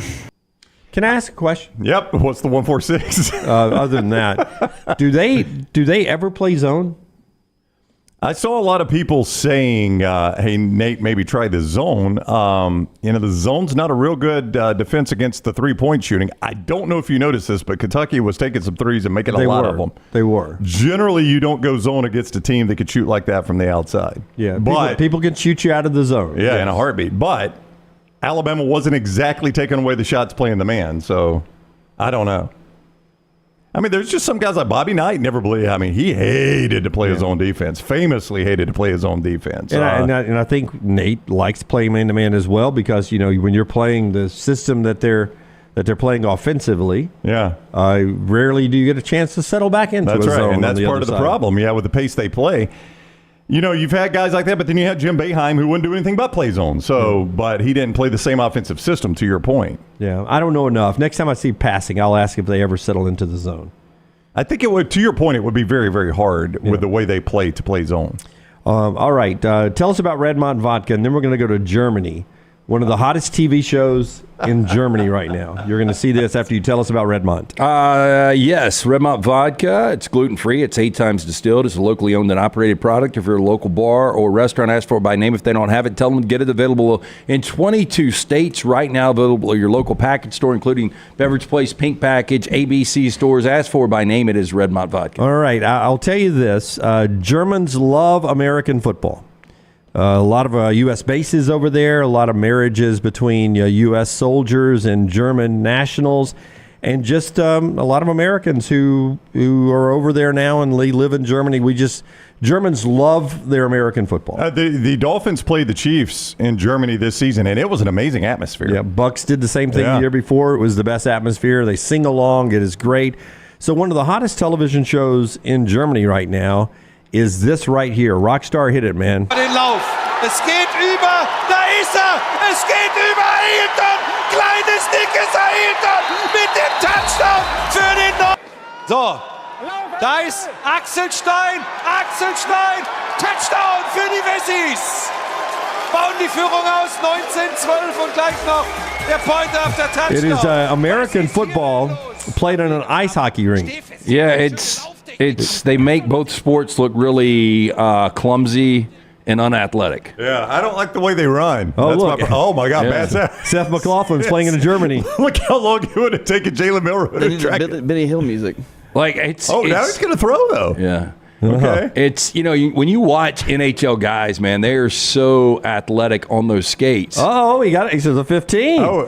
He's to the 10. I mean, everybody's stuck in mud. It really looks like, Cocoon, the movie from the 80s, when they decided to go out and play. I hate the way they run. Yeah, I couldn't watch it because they run so unathletically. Yeah. I could not watch this. They look like little foosball men that have come to real life. Yeah, so it's it's basically arena football on ice. Yeah, I couldn't watch it. The running's far too unathletic for me. Yeah. Not that I'm a great athlete, but I like watching. Yeah, great that athletes. that one's not going to work out. That's going to be a hard pass on me. Yeah, I can't believe that's what's popular over there. Are you telling me it actually is popular? It was a popular German TV show. David Hasselhoff was popular over there. That's a good point. He was. Auburn starting spring football today. So too is the official opening of a camp in the UFL. The Stallions are practicing today out in Arlington. That's where they play their first game March 30th. Then they're at Michigan on April 7th. First home game is against Memphis coming up April the 13th with the Stallions. We look forward to covering that. A couple of baseball games in the area today. Sanford's down at Auburn. Number 14, Auburn Plainsman Park today. Number 15, Alabama over against UAB at Regions Field tonight if you're in the area. Want to go catch that baseball. That is happening tonight. And then the folks at Reddit are very funny. Reddit Sports. And I'm in a couple of groups over there. I don't really understand all that Lunsford, but I'm in a couple of groups. Subreddits. Yeah. One of them is just college sports. And from that comes this graphic of who made the rifle national championships this year. Now, it's a shooting sport in rifle. I think actually Auburn and Jack State are pretty good at this. You have Air Force, you have Navy, but is anyone concerned that Army did not make the Elite Eight in rifle? Well, I'm hopeful. Rifle? And Alaska Fairbanks did. Yeah, I'm hopeful. They're hunting for food in Alaska Fairbanks. I bet they're good at it. I am hopeful all the best riflemen in Army are deployed. Deployed and not on the team? They're not at West Point. Yeah, Air Force and Navy's there. Army is not, as they pointed out at Reddit. You can see in the text there. Anybody concerned that they're not there? Little SEC power, though. Kentucky and Ole Miss rifle people. Yeah, I bet West Virginia, too, Lance. I bet they're having a hunt for dinner. Well, they just let the mascot shoot at West Virginia, That's right. He's got the don't musket. put Ole Miss on or don't put Lane Kiffin on that Ole Miss team. You know he'd miss a big shot, wouldn't he?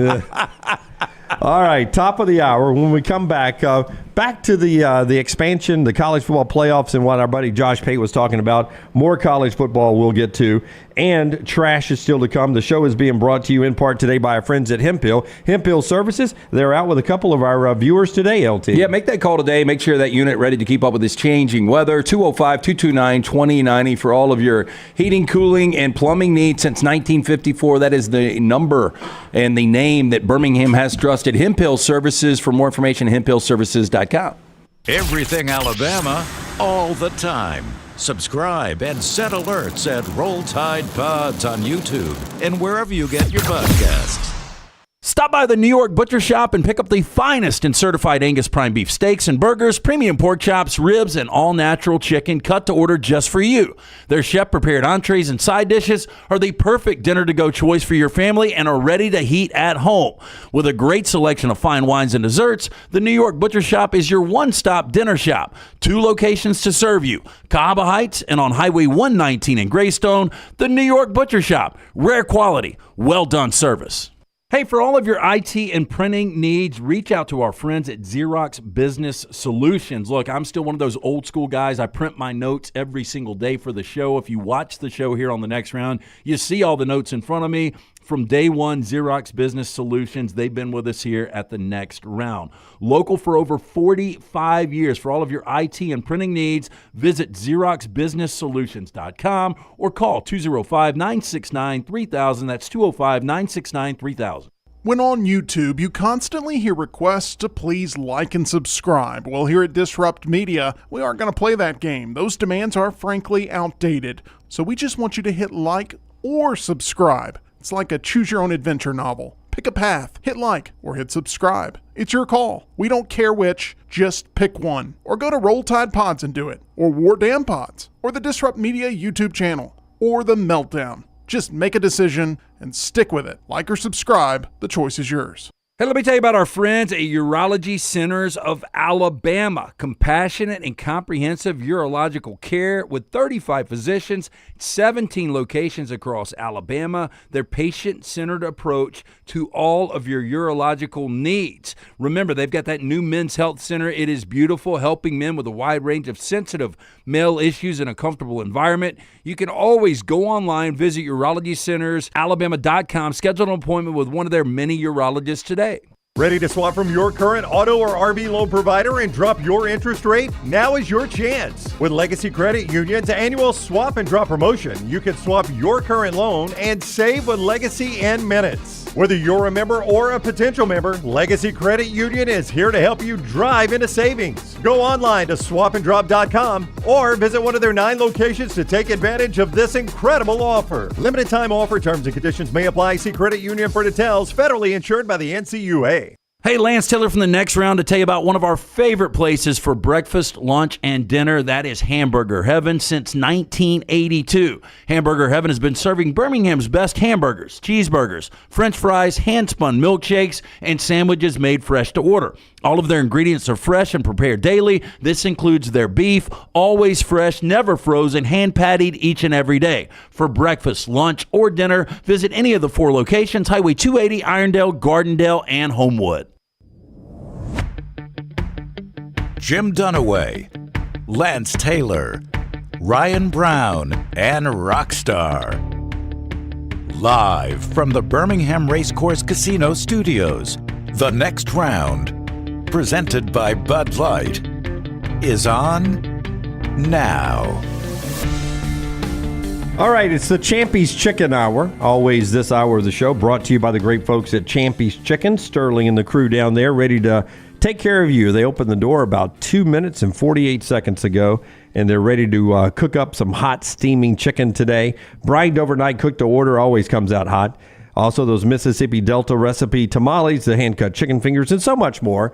It is champyschicken.com. Jim Dunaway, Lance Taylor, Ryan Brown. Can I start with a wild stat? It's not going to take the show over. But would love to start with a wild stat. From Jeff Borzello, who covers college basketball for ESPN. Kansas State set a record. I saw this. Have you seen this? It's crazy. It's crazy. And he was unbeaten last year, too. Kansas State has set a Division I record. They have now won their 7th overtime game this season. Yeah, and they were 5-0 in overtime last year, Jerome Tang is 12-0. Yeah. He's never lost an overtime game. It's insane. I don't know how that's even possible. Never been in that situation. They were up 25. 22s when I saw it. 25. They got up 25 and still won overtime. But I don't know how first of all, how you play 7 overtime games in one season is crazy. That's an excessive amount. Think about this. They're 7-0 in overtime. They're 9-11 in non-overtime games. Does that even compute? Yeah, 9-11 in non-overtime Dude games. is 12-0 in overtime. That is really, really impressive to be 12-0 in overtime games. Yeah. And then another impressive thing from last night in basketball, R.J. Davis dropped 42 as North Carolina barely beat Miami 75-71. But that's the most points ever scored. Yeah, in the Dean Dome, which opened in 1986. We had Carolina. It was minus a big number, and I brought up the fact, I said, watch, R.J. Davis on our video is going to have a big night. I didn't realize he's going to go for 42 and no other Tar Heels would be in double figures. That was a frustrating game to watch because it looked like Carolina really took control in the second half, and they got up 14 with about 6 minutes to go. But Miami couldn't miss perimeter shots, and that's the thing. You go back, and you brought up Kentucky hit the 13 of 24 behind the arc against Alabama, and one of the reasons they won going away. That was the reason Miami, who has now lost 7 consecutive games, they were 14 of 30 behind the arc. So that's how they kept that game close. They are I saw an article this weekend. They're talking about either building a new arena or completely renovating the Dean Dome. They don't know which path they're going to take. Dean Dome's too big. It is huge. It's like 20-some-odd thousand. It's like Thompson Bowling Arena is too big, really, for Tennessee, in my opinion. Yeah. So do they not sell it out, though? I always assumed North Carolina, when they were any good, sold the Dean Dome out. I think it is sold out. I just think that it doesn't bring the atmosphere that you would want it to bring. Right. So they have pretty much the same argument in the state of North Carolina that you have in the state of Alabama.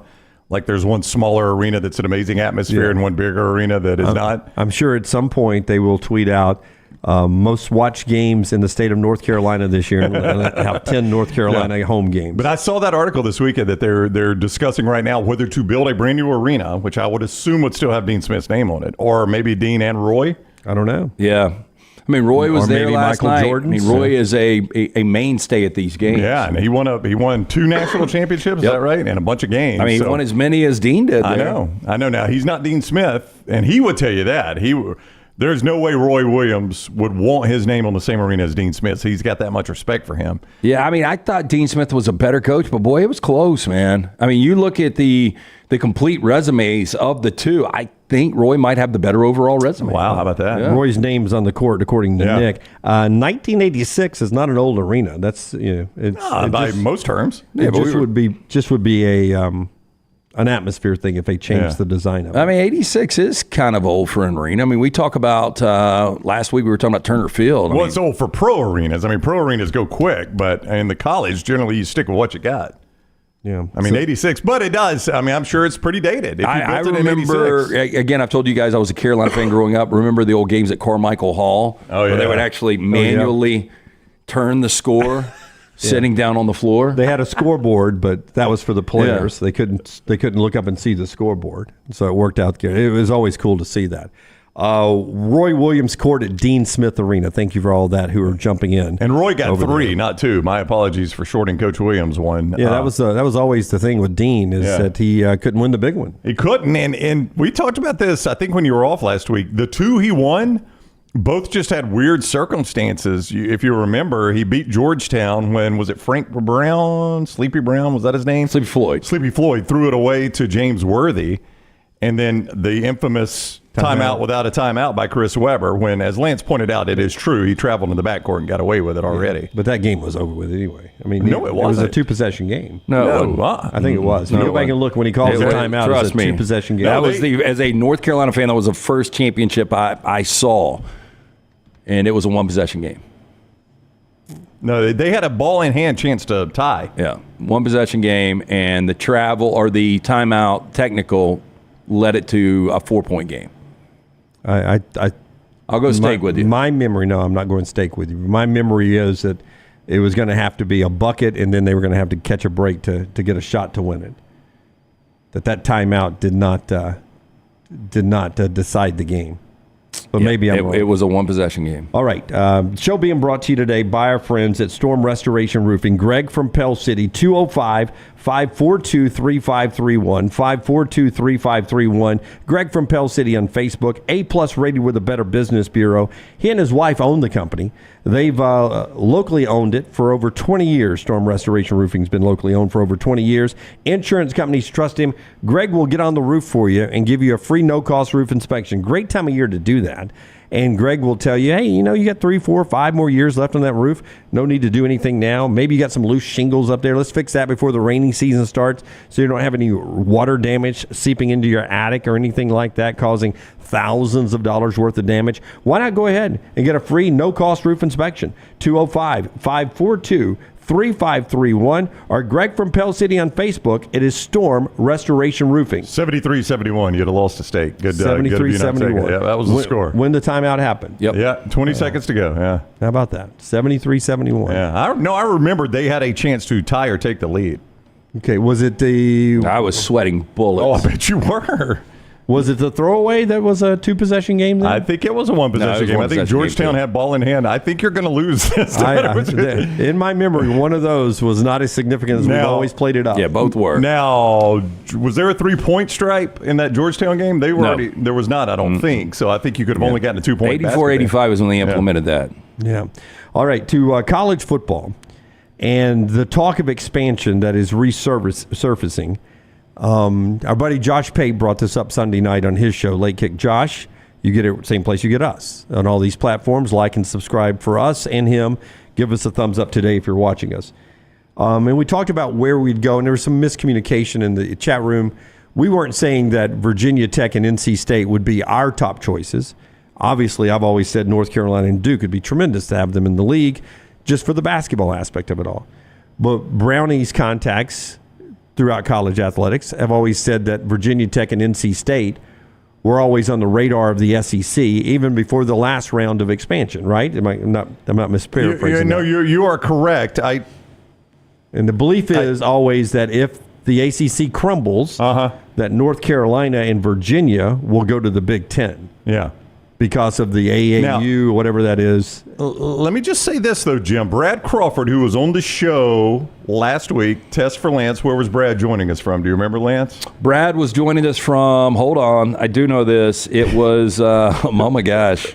Keep going. I'll think of this in a second. Sprouts in Fayetteville, North Carolina. Yeah. But he lives in North Carolina, and even he mentioned that he has a lot of Carolina followers on Twitter. Are you a fan of Sprouts? I've never been, to be honest with you. I don't know if they'll be our future sponsor. They won't be. Probably not. I hate talking about companies. He tweets, North Carolina is essentially telling the Big Ten and the SEC that, quote, we're a package deal with NC State in expansion. Who's that, North Carolina? North Carolina. Now, that is a significant development there because I think most people in the expansion discussions had always assumed North Carolina and Duke were the package deal. NC State was free to negotiate separately. But if they're saying, no, we're a package deal, that changes things. Yeah, so does that help North Carolina to the SEC, or does it help NC State to the Big Ten? That's a great question. I think it helps both of them in their negotiations because I think that's two pretty valued properties right there, North Carolina and North Carolina State. And I think most people are going to look at that and say, NC State, what do they bring you? Well, I'll tell you what they bring you. I think NC State and North Carolina are the two biggest fan bases in that state. if I'm not mistaken. Yeah, you're right. Yeah, Raleigh is a pretty big city. Yeah, it's Birmingham. It's a big state capital city, and that's a big, area right there. Duke's private, very small. Duke's private and very small, and doesn't bring you a ton in football, though they have gotten better. Not that North Carolina and NC State, but they bring you a little bit more, bigger stadiums. But it wouldn't, if you get those two together. And if you're following what's going on with the census in America and what it will look like in the future, North Carolina in that district, that triangle up there that includes Raleigh and Durham and Chapel Hill, is a fast-growing area. So too is Charlotte in the tech world, and that's continuing to boom. So that would bring a very large, growing television markets in Charlotte and Raleigh-Durham. Remember, Raleigh-Durham is so big that it's got its own professional hockey team. Yeah. That's the number 24 television market in the United States, Raleigh, Durham, Fayetteville. So you could speak on how significant that would be for the SEC. Anything top 50 is huge. Yeah, anything top 50 is big. And technically the SEC's gotten some bigger ones with Oklahoma City, Austin, Atlanta, when you consider Georgia, Nashville. That would be one of the bigger ones, though. You count Dallas now. Yeah, Dallas. I mean, that was part of the expansion, out to Texas to get Dallas, Houston, Austin, those big TV markets. If you've got Texas, Texas A&M, Oklahoma, you've got Dallas. You've got Dallas, absolutely. So the SEC's added some big TV markets, but that one's nothing to sneeze at, number 24. Yeah. So that's why North Carolina State and/or North Carolina has always been so important. I just threw some out. If the ACC is going to implode, Taylor's put together a little list of graphics. If we're going to 24, we'll say. Okay, this is your plan? Yeah. If we're going to 24, these are some of the logos you would see, and I'll call it SEC 4.0. More on why it's 4.0 in a second. I would bring in TCU, Baylor, and Oklahoma State from the Big 12. Would you bring those brands in? You like any of those? I mean, they're okay. Yeah. Again, I mean, if this is where it's going, they're better options than some others. Yeah, I mean, I don't hate TCU, Baylor, and Oklahoma State. I don't hate that. Yeah. I kind of like Kansas State, but it just does nothing for you on the TV front. The problem, well, not the problem, but TCU, Baylor, Oak State, you've already got Missouri there, Texas A&M, Oklahoma. I mean, what is it, the SEC or the Big 12? I mean, you bring in TCU and Baylor, you own this entire state of Texas. I mean, there's really very little left. Texas Tech and UTSA and stuff like that. Virginia Tech, Florida State, Clemson, Louisville, NC State. I've never liked Louisville. Never liked Louisville. I don't know what it is. You like that beautiful arena? I did. I loved the arena. The Yum Center is fantastic, and they'll get a good coach in there. Yeah. They're going to fire Kenny Payne. They'll get a good coach.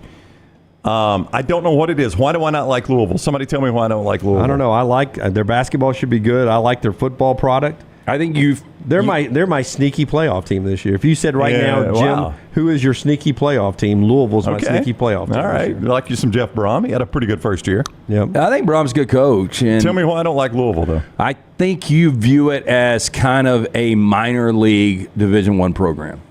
Why is that, Papa John Stadium? I don't know. I'm trying to get in your head here. I think that stadium's a pretty good atmosphere for Louisville football. Not bad. It seems like we see it more on a Thursday night than any other time. I tell you what. The Yum would be one of the best, if not the best arena in the SEC. No, it would be the best arena in the SEC. As far as facilities. Yeah, as far as facility goes, it's huge. I tell you, man, I just don't like. Part of it is that campus. When you drive into Louisville, that campus looks awful. Yeah, I don't know. We can lose the graphic now.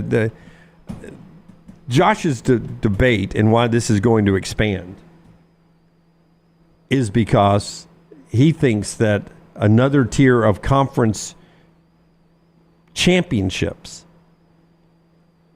a semifinal basically to be SEC champion and to be Big Ten champion could be coming.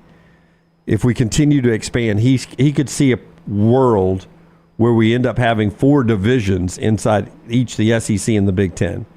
And to LT's point earlier in the show, it continues to be more like the NFL, where you've got 4 divisions. But if you got 24 teams in each, that's 4 6-team divisions.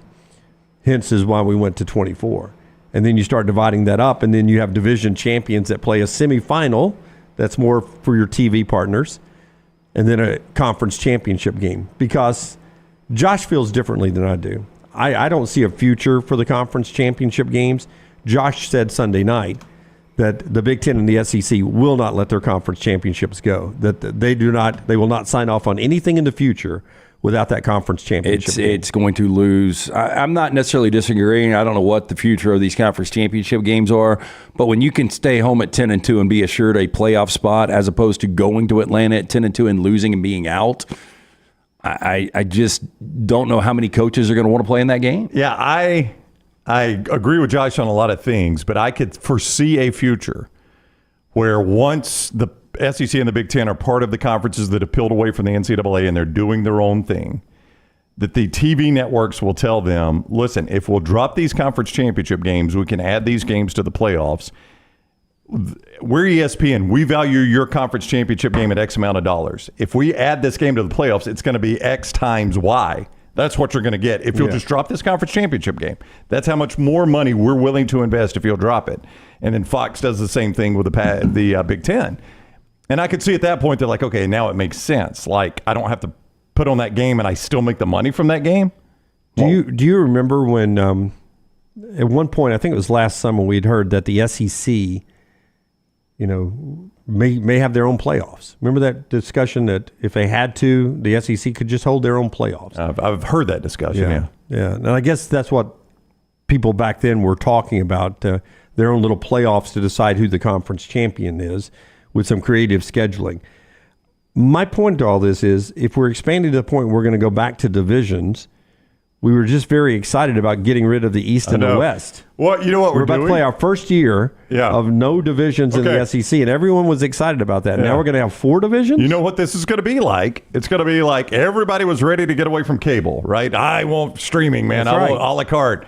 And we got a la carte, and then what happened? Everybody looked at the pricing. They're like, if we could bundle these a la cartes back together and just pay one price for them, guys, that's cable. That's what you had. You already had that. You had that. $29.99 for the first month, internet included. I know. for the first year, but I got to sign a 2-year contract. Right, that was called cable. You had that. You didn't like it. Now we're back to it, and everybody's like, "Oh, we've gotten rid of all these divisions, and we got fewer conferences." You know what we're going to end up with? Basically the old conference model. That's right. It's going to be a bunch of small conferences under one banner, basically. And what was your point when I showed you the divisions I laid up this morning? What was your point on one of them? Well, those 6 teams just look like the Big 12. Yeah, you had one of your divisions was the Big 12. The other one was the SEC West plus Missouri. Yep. The other one was basically the East plus Auburn. I'm like, we've had that. And then some ACC teams. Yeah, we had that. Yeah. We just called it something different. We should have just kept the old conferences. So I think that's what we're going to get back to, is it's just going to be a bunch of smaller conferences, which, by the way, nostalgic people like that.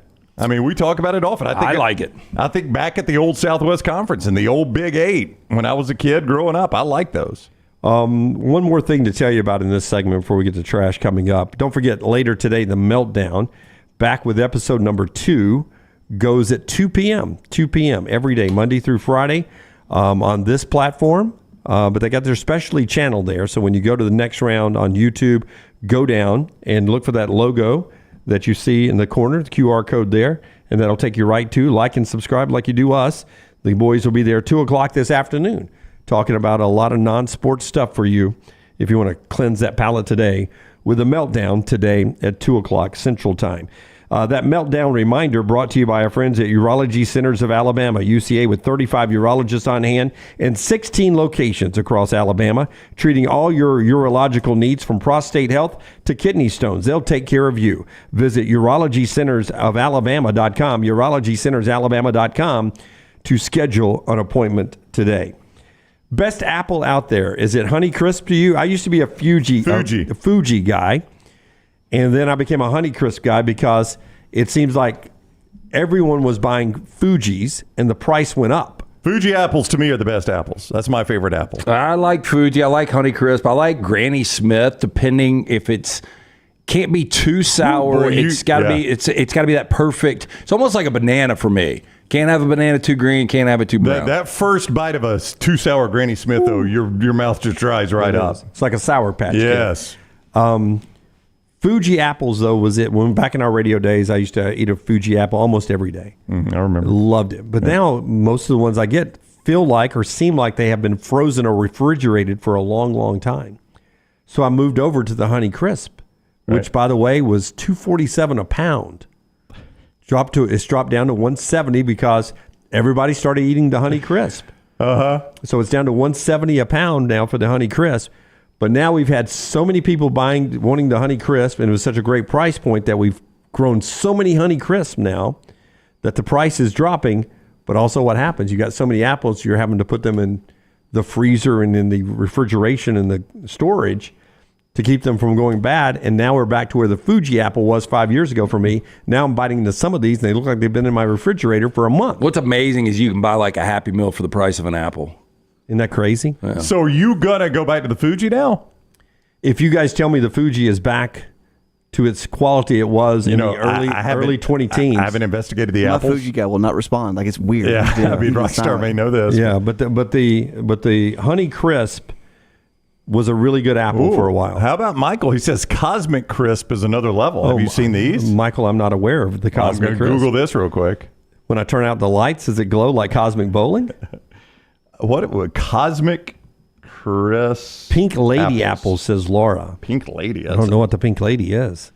Cosmic Crisp apple is the remarkable result of 20 years of study and research by Washington State University, the Apple Cup. Yeah. So it's aptly named, huh? Well, you know they've got a lot of apples in that state. I would imagine. Here, I can find it. So can I get the... Oh, here you go, Dunaway. Here you go. It is a cross between, where did I see this? The Honey Crisp. And the Fuji? And the Enterprise. Not quite. I don't know what the Enterprise apple is. They drop it off to you? It's got the texture and juiciness of the Honey Crisp. Do you like the Honey Crisp texture and juiciness? Is that what you like about Yes. it? Okay. It's got that. The late ripening behavior and long storage of the Enterprise. It does sound like it's the perfect apple. It sounds like it's an apple good to eat. There it is, the Cosmic Crisp. Uh-huh. I will check that out. I've never seen these. Now, I haven't apple shopped in quite a while. Yep. Really, really good. You ever gotten an apple with a worm legitimately in it when you're eating it? I've never had that. Oh, not since the 70s. Yeah. Not since I left the trailer park. Pulled one off the tree. Well, this is a pretty crazy. So they developed this at Washington State, and they did not plant the first tree until spring of 2017. So these are already on the market. And they pre-ordered it, did so well. They pre-ordered 12 million trees and gave them out to Washington farmers in a lottery. They held a lottery for these trees. B72. I mean, that's crazy, isn't it? B72. Come on and get your tree. Within 3 years, 13 million Cosmic Crisp trees have been planted in Washington. If we had and done, of course, there was a lawsuit. If we did our show up in the state of Washington, LT would have had us doing the auction. All right, B72. B72. Come on up and get your tree. And Come on up and get your tree. Washington State owns the patent. So if you buy a Cosmic Crisp, you're helping the Cougs out. You don't have a conference home right now. Pack two, man. Pack two. Somebody needs to. Yeah. All right, trash on the other side when we come back here today. Don't forget, basketball tonight includes the big one in Starkville, Kentucky and Mississippi State. Go back and hear our conversation with Stephen Pearl wherever you get the podcast. This hour brought to you by Champy's. Champy's world-famous fried chicken. Highway 119 in Alabaster. Go check them out. It's champyschicken.com. Back in a moment. Everything Next Round is on demand now in the podcast section at nextroundlive.com. Hey, Lance Taylor from the Next Round to tell you about one of our favorite places for breakfast, lunch, and dinner. That is Hamburger Heaven since 1982. Hamburger Heaven has been serving Birmingham's best hamburgers, cheeseburgers, French fries, hand-spun milkshakes, and sandwiches made fresh to order. All of their ingredients are fresh and prepared daily. This includes their beef, always fresh, never frozen, hand-pattied each and every day. For breakfast, lunch, or dinner, visit any of the 4 locations, Highway 280, Irondale, Gardendale, and Homewood. What are you waiting for? It's non-stop gaming action at Birmingham Racecourse Casino. Come play more than 900 of the latest and greatest games around, featuring fun bonuses and big jackpots. You can wager and win on horse and greyhound races from all over the world. There are more ways to win at Birmingham Racecourse Casino. Birmingham Racecourse Casino, located off I-459, exit 31, Derby Parkway. Must be 21 or older.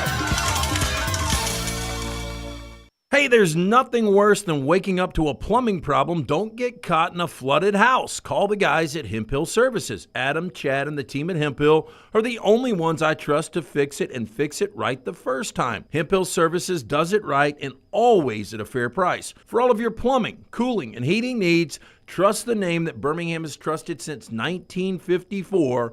That is Hemp Hill Services. Call now, 205-229-2090. That's 205-229-2090. Fire damage to your home or business is something you never want to consider. Ryan Brown here from The Next Round. But in the horrible event it happens, Dry Tech is here to help. They respond quickly and will reply to you within 20 minutes when you call 205-637-0143. They're working for you, the customer, not the insurance company. They've got 5 crews ready to go 24/7. Don't call the insurance company first. Call Dry Tech. Just remember this website, mydrytech.com. That is mydrytech.com. Follow Next Round Live on Twitter, Instagram, Facebook, and YouTube. The social media team at Next Round Live is dedicated to giving you daily news conferences and practice video from UAB, Alabama, Auburn, and around college football. Follow and compare to the sites you used to visit. You'll also get the latest highlights and news from the Next Round Daily Show. Turn on the notifications so you don't miss a thing. Next Round Live on Twitter, Instagram, Facebook, and YouTube. See more at nextroundlive.com. Sports fans, Alabama State Senate will soon decide if you get the right to vote on a lottery, casinos, and sports betting. But they need to hear from you. Did you know Alabama is one of only 12 states where you can't legally bet on sports? House Bill 151 allows you to choose whether you can place a bet on the big game this weekend. Call your state senator today. Tell them to vote yes on the lottery and gaming bill. For more information, go to sportsbettingalliance.org. It's paid for by the Sports Betting Alliance. Again, sportsbettingalliance.org.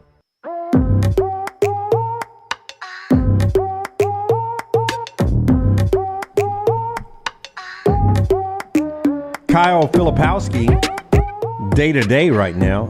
Ice on his right knee yesterday. Love it. Boy, I tell you, I may saw not play against Louisville. He survived a major injury. You know, I survived death when I got across the street 2 minutes before the Greyhound mowed through downtown Birmingham. I survived the lightning strike when I got off the beach 4 hours before lightning hit. I'm glad he survived that major injury scare. It went from his ankle to his knee. You think he plays tomorrow night against Louisville? Yeah. He's not icing his poon. He's icing his knee. No, it's Louisville, man. You don't need him against Louisville. What a joke. Remember that soccer girl told us that American fans didn't know anything about soccer? So I had to learn a little bit about soccer. Watching them last night, Mexico beat the American women 2-0. First time the American women have lost on American soil in a CONCACAF game since 2000. Wow.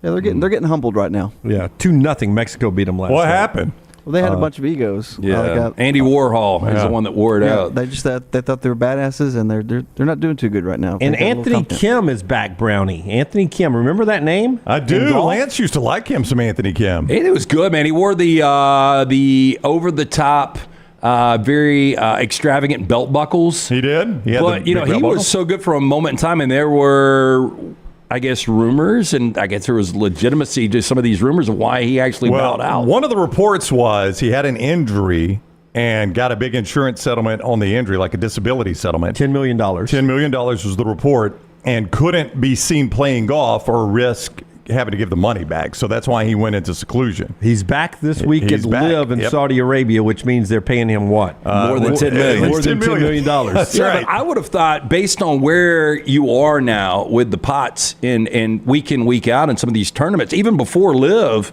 I thought he was good enough where he could have grinded out $8 to $10 million a year. Yeah, some people just said he decided the easy money was too easy to sit around and keep $10 million. One of only 5 players to have 3 PGA Tour wins before the age of 25. Oh, he was a star. Including guys like Tiger Woods and Phil Mickelson.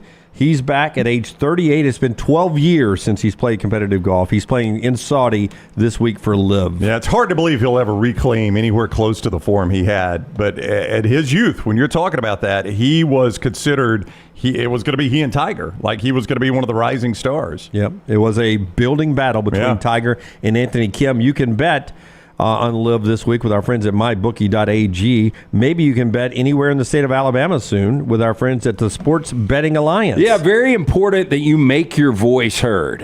Bill 151, it is coming up, and you can actually call your local state senator today, 334-261-0800. Again, I left them a message on Friday. Just make sure that they know you want them to vote yes. Very, very important here. If you like to wager, if you like casinos, you like a lottery, you like like sports betting, you're going to have the right to vote on all of them. But they got to hear from you. Alabama, one of only 12 states where you can't legally bet on sports. House Bill 151 allows you to choose whether you place a bet on the big game or not. Call your state senator today. Tell them to vote yes. Again, that number 334-261-0800, paid for by the Sports Betting Alliance. For more information on that organization, go to sportsbettingalliance.org. Yesterday was a little self-inflicted where I pried out that front control panel and cut them wires. They was kind of touching each other, shorting out the brain in the boat, and I didn't have no dash work, and I was back there hot wiring live wells, and it was my own fault. LT's Trash is presented by Mortgage Right. Mortgages done the right way. Is he from Chicago?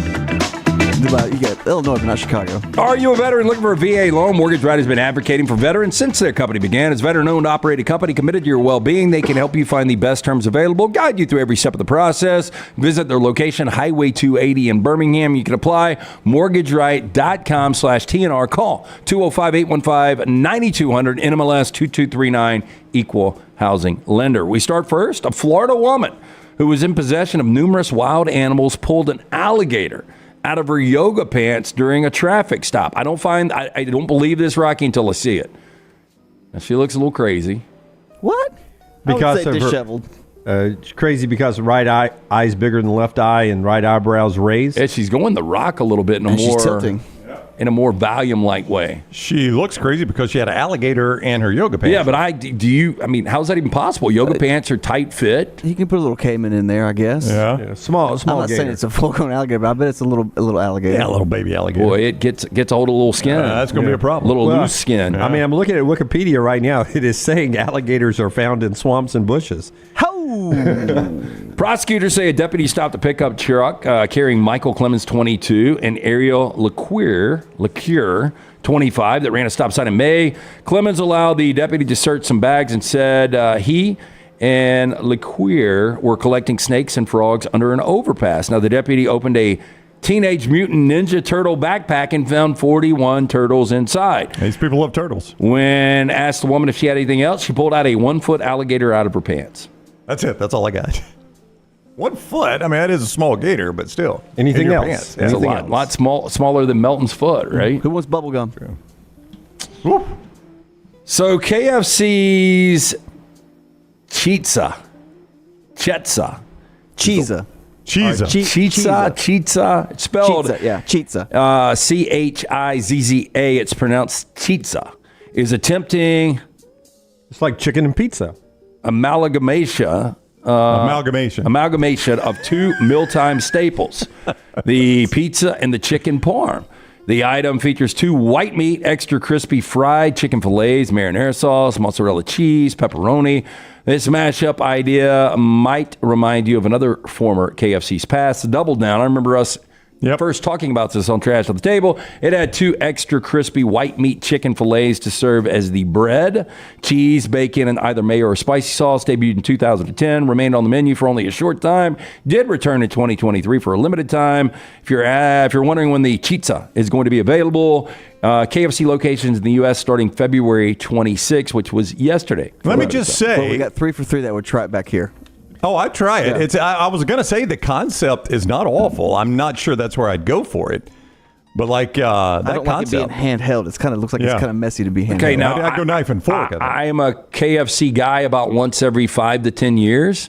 So, here was going to be my point. Don't make a huge commitment, Lance. There are some products out there, and I'm not going to specifically name the burger joint, but when it first came into the fold, there weren't a lot of locations around Birmingham 30, 40 years ago, and it was a really good burger.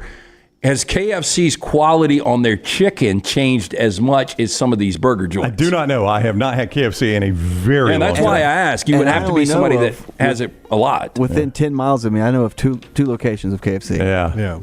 I don't know KFC locations anywhere. Sometimes when I see them, I think I'm driving to Auburn. I see them as part of a gas station. There's one in Pelham in a gas station, and there's one in Homewood, Green Springs. Yeah. That's the only 2 I know. Obviously, I get my chicken at Champy's, so yeah.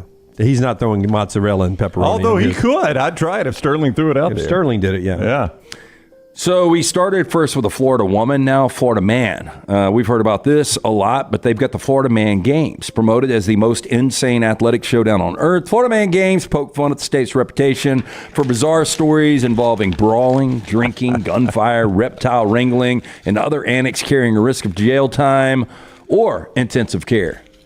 Exactly the way I think the anthem would look It's at like that event. Dave Mustaine a little bit. Got a ton of pedals on that table, too. Well, he's got he needs to get out of the sun quickly. Yeah, he's going to roast. Yeah, he is going to burn. Now, the game's kicked off on Saturday with the Star Spangled Banner that you're seeing right here, played on an electric guitar. Then spectators sipping canned beers behind metal barricades cheered and frequently shouted expletives as dozen teams battled in contest, inspired by real events from America's most surreal state. Now, the first event, James Gordon of DeLand won that event, wolfing down a plate loaded with barbecue pork and sausage. Fraction of a second before his nearest competitor, he chugged a beer to celebrate. One event had contenders dueling in muddy water in an inflatable pool, pummeling each other with weapons made from pool noodles and duct tape. Another was a theft simulation relay in which competitors raced while toting a pair of bicycles, copper pliers, and converters. Pretty good. So the bicycle thing was great. You had to be on a bicycle and steal another bicycle, so you had to pedal and try to have the other bicycle at the same time. This might be entertaining. Man, it looked like it drew a good crowd. Yeah. More than my Tampa Bay Rays, who apparently showed up on the right there. No, but if this was on, like you said, you watched, was it Mexico and USA last night, women's? Yeah. I'd watch this over I would that. definitely watch this over that, but I probably would at least sample it for a second. This one out of Louisville, Kentucky, we were just talking about. An Indiana man arrested Wednesday after he allegedly tried to buy a Porsche from a dealership with a $78 million check. Can't get change. Hey, no, you got to be a specific number. Yeah. Then he refused to leave when he was turned down. Arrest documents show Connor Litka, 21 years old, of Bloomington, walked into the dealership with a $78 million check in hopes buying a new Porsche. When the dealership employees refused to sell him the car, he allegedly walked around to the back entrance to the dealership looking for the car keys. He refused to leave until they sold him the Porsche. Scared he might do something reckless, that's when employees called police and he was arrested. Listen, I know you guys are taking a little risk cashing this check. If you just give me the car and $1 million, that's right. We'll call it even. You keep the rest. You keep the other 70, whatever. No problem at all. Finally, 19-year-old man faces 3 months to 5 years in prison for stealing a horse, trying to hide it in his apartment on the third floor of a residential building. They'll never find it. It's a hard thing to do. They will never find it. Like, if you've lived in one of these buildings before, you can hear everyone on the steps. Can you imagine the horse on the steps? Now, when police officers in this small town of Poland received an emergency call about a man trying to lead a horse to the upper floors of a local apartment building, they thought it was a clever prank. However, the person on the other end of the line was not laughing. They insisted that there was a grown horse on the staircase of their building making its way up, and the residents needed police assistance.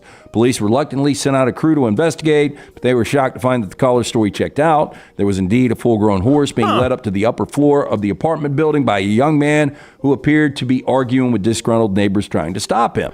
Officers later learned the unnamed resident trying to lead the horse into his third-floor apartment had stolen the animal and was trying to conceal it. Really difficult to do, in case someone came asking about it. He apparently never considered how conspicuous the operation would be or how he would keep a full-grown horse in his two-bedroom apartment if he managed to get it through the front door. In Animal House, they had to cut it in half with a saw, right? Yeah. Dude, what are you looking at? You said we needed a secretariat around here to make the office better. Gone away. God. Put it down. It is the very last place I'd look for that horse, though, to his defense. It is. If you're going to hide it somewhere. All right, that is Trash Today, brought to you by our friends at Mortgage Right. Yeah, buying a home, major milestone in life. Getting it right comes down to the right advice at the right time. That's why we're proud to partner with our friends at Mortgage Right, who do mortgages the right way. Call 205-815-9200. You can apply online, mortgageright.com/TNR, NMLS 2239, Equal Housing Lender. And this hour brought to you by our friends at Champy's World Famous Fried Chicken. More on Champy's in just a second. Dan Wilcox passed away, age of 82. He was a contributing writer on two very, very successful shows. MASH and Sesame Street. That's a pretty good resume for him. Writer of MASH and Sesame Street. That's quite a difference, though, having to write both of those. Yeah, but he passed away at the age of 82. And if you're looking for a new podcasts about crime. Katie Couric, her email every morning recommends this one, Varnum Town. It's about the criminal escapades in remote North Carolina on a town with ties all the way back to Pablo Escobar. Yeah. Varnum Town. Hey, I found one about an Alabama story. Ooh. Jennifer and I have listened to there are 5 of them. We've listened to the first 3. It's a guy that owned a piece of property, and they found these abandoned houses on the property. And there's a theory that they used to do tests on, like medical tests on children, kidnapped children in there. Oh no! On these houses he found on his property, and I don't know how it turns out. I'm only 3 deep. I'll let you guys know. I cannot remember the name of it, but somebody tipped Jennifer off on it. It's actually pretty entertaining. Sound of Freedom? No, that is not the name of it.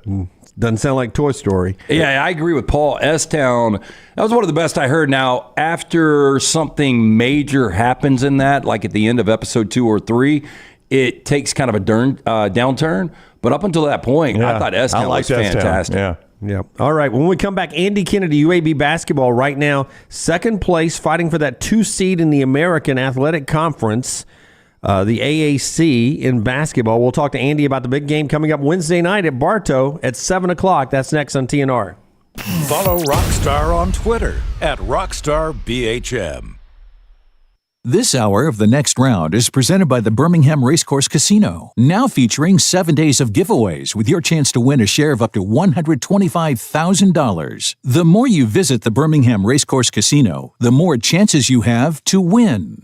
There are so many things I love about walk-ons. Authentic, mouth-watering Louisiana cuisine, prepared fresh, daily from scratch. A great beer selection and TVs everywhere to watch the big game every day of the week. And of course, they've got 2 great locations on Highway 280 and 119 and at Hoover near the Hoover Met. Walk-ons is also a great place for happy hour. 2 to 6 Monday through Friday with $5 moonshine swirls, $5 house pours, and half-price appetizers. And it's an easy take-home experience for the family as well. Highway 280 and Hoover with walk-ons. Let me introduce you to the new line of Red Wing athletic work shoes. This great new line is perfect for the industrial athlete, the guy who is working on concrete or running through the warehouse all day long. Red Wing Athletics use the same technology found in a running shoe, with soft mesh uppers, a lightweight aluminum toe for protection, and non-slip soles. This shoe is a winner. This comfortable new line of safety shoes are perfect for warehousing and light manufacturing. Plus, the colors look great. Stop by your local Red Wing shoe store, have your feet measured, and test drive a new pair of Red Wing athletic work shoes. Spring weather is here, and our friends at Hemphill Services are offering a $69 HVAC tune-up plus 10% off any service call when you mention the next round. Call Adam, Chad, and the guys at Hemphill Services. Make sure your HVAC unit is ready to keep up with the changing weather. Hemphill Services, locally owned and operated independent train dealer. The team can service all makes and models. For all of your plumbing, heating, and cooling needs, call Hemphill Services. It's hard to stop a train. 205-229-2090 or hemphillservices.com. That's 205-229-2090, hemphillservices.com. Stop by the New York Butcher Shop and pick up the finest in certified Angus prime beef steaks and burgers, premium pork chops, ribs, and all-natural chicken cut to order just for you. Their chef-prepared entrees and side dishes are the perfect dinner-to-go choice for your family and are ready to heat at home. With a great selection of fine wines and desserts, the New York Butcher Shop is your one-stop dinner shop. 2 locations to serve you, Cahaba Heights and on Highway 119 in Greystone. The New York Butcher Shop, rare quality, well-done service.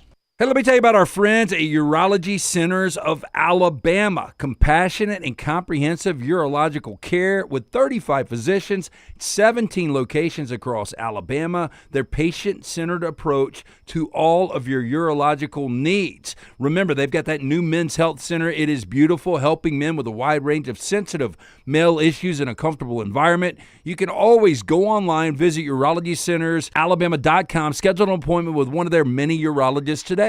The World Wide Web is a large place. Find all your favorite people and content in the same spot. NextRoundLive.com is full of wonderful tidbits about the show you know and love. Find our gear, listen to your favorite personalities, follow our socials, and enjoy your trip to NextRoundLive.com.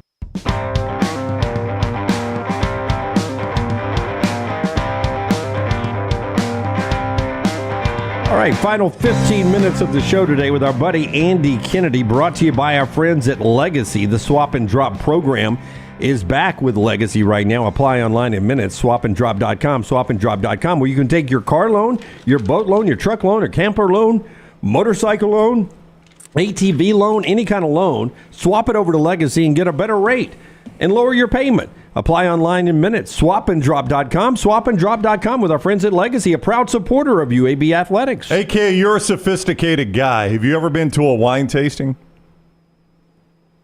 No, I taste wine probably about every 24 hours, but I'm not sure we put a label on it just yet. Maybe once. Okay, well, you have to sometimes. I've never done it. I grew up in Calhoun County. We did not do that thing growing up, but you have not a lot of that happening in Winston County either, where I'm from. You have to cleanse the palate between the wines, and I would imagine the trip to Tulane was a good palate cleanse for what happened in the midweek game last week. You had to like the way your team bounced back. Oh, touche. Yes, well, it was a heck of a setup there. It was a Dunaway setup. That was excellent. Yeah. It was. My biggest issue after our loss to Rice was I just didn't like our approach. I didn't like our fight. And we're sitting here, guys, at 18-9, and if we're being honest, there was a point in about mid-December where it was trending more towards 9-18, and the reason that it's 18-9 and not 9-18 is because of our fight. Our guys continued to fight and continued to believe and started to trust, and then we started having some success. Now we've got tangible results that, hey, man, if we take this approach, we can be successful. And I thought that lesson had been learned. We were playing really good basketball, and we just did not play good against a Rice team that, to their credit, came in here and made shots and got us on our heels. So I didn't like our fight. And we talked about that in the 2 days leading up to going down to the Big Easy and playing a Tulane team that is totally different than Rice, and they have the ability to score. They're averaging about 85 a game, and they have the ability to score. So we really had to get back to toughness and having the right mindset, and I thought we did that in sweeping the Green Wave and coming back with a much-needed win. Hey, not to harp on the negative, but that Rice game, you guys had won 13-16 and losing by 23 to a team that came in with 9 wins. In your 130 games as UAB's head coach, is that maybe the most head-scratching loss for you? Yeah, I'd been disappointed some throughout the course of this season, obviously, but I don't think I'd ever been to a point where I was discouraged. Disappointed, but not discouraged. I was a little discouraged after the Rice game because, again, I just didn't like our fight. We're a team that certainly is living on a razor-thin margin at times. That's been proven, but our fight has never really been in question until after Wednesday night. Again, I addressed it very, very openly with our guys, and they responded, which was, again, a great sign. And now we're sitting here with 4 games remaining, starting tomorrow night against Wichita State, Bartow Arena, 7 o'clock, where if we're in complete control of our own destiny as it relates to trying to get a double bye, trying to get to the point where you're not playing until Friday in Fort Worth, because, again, I'm not quite as dumb as I look.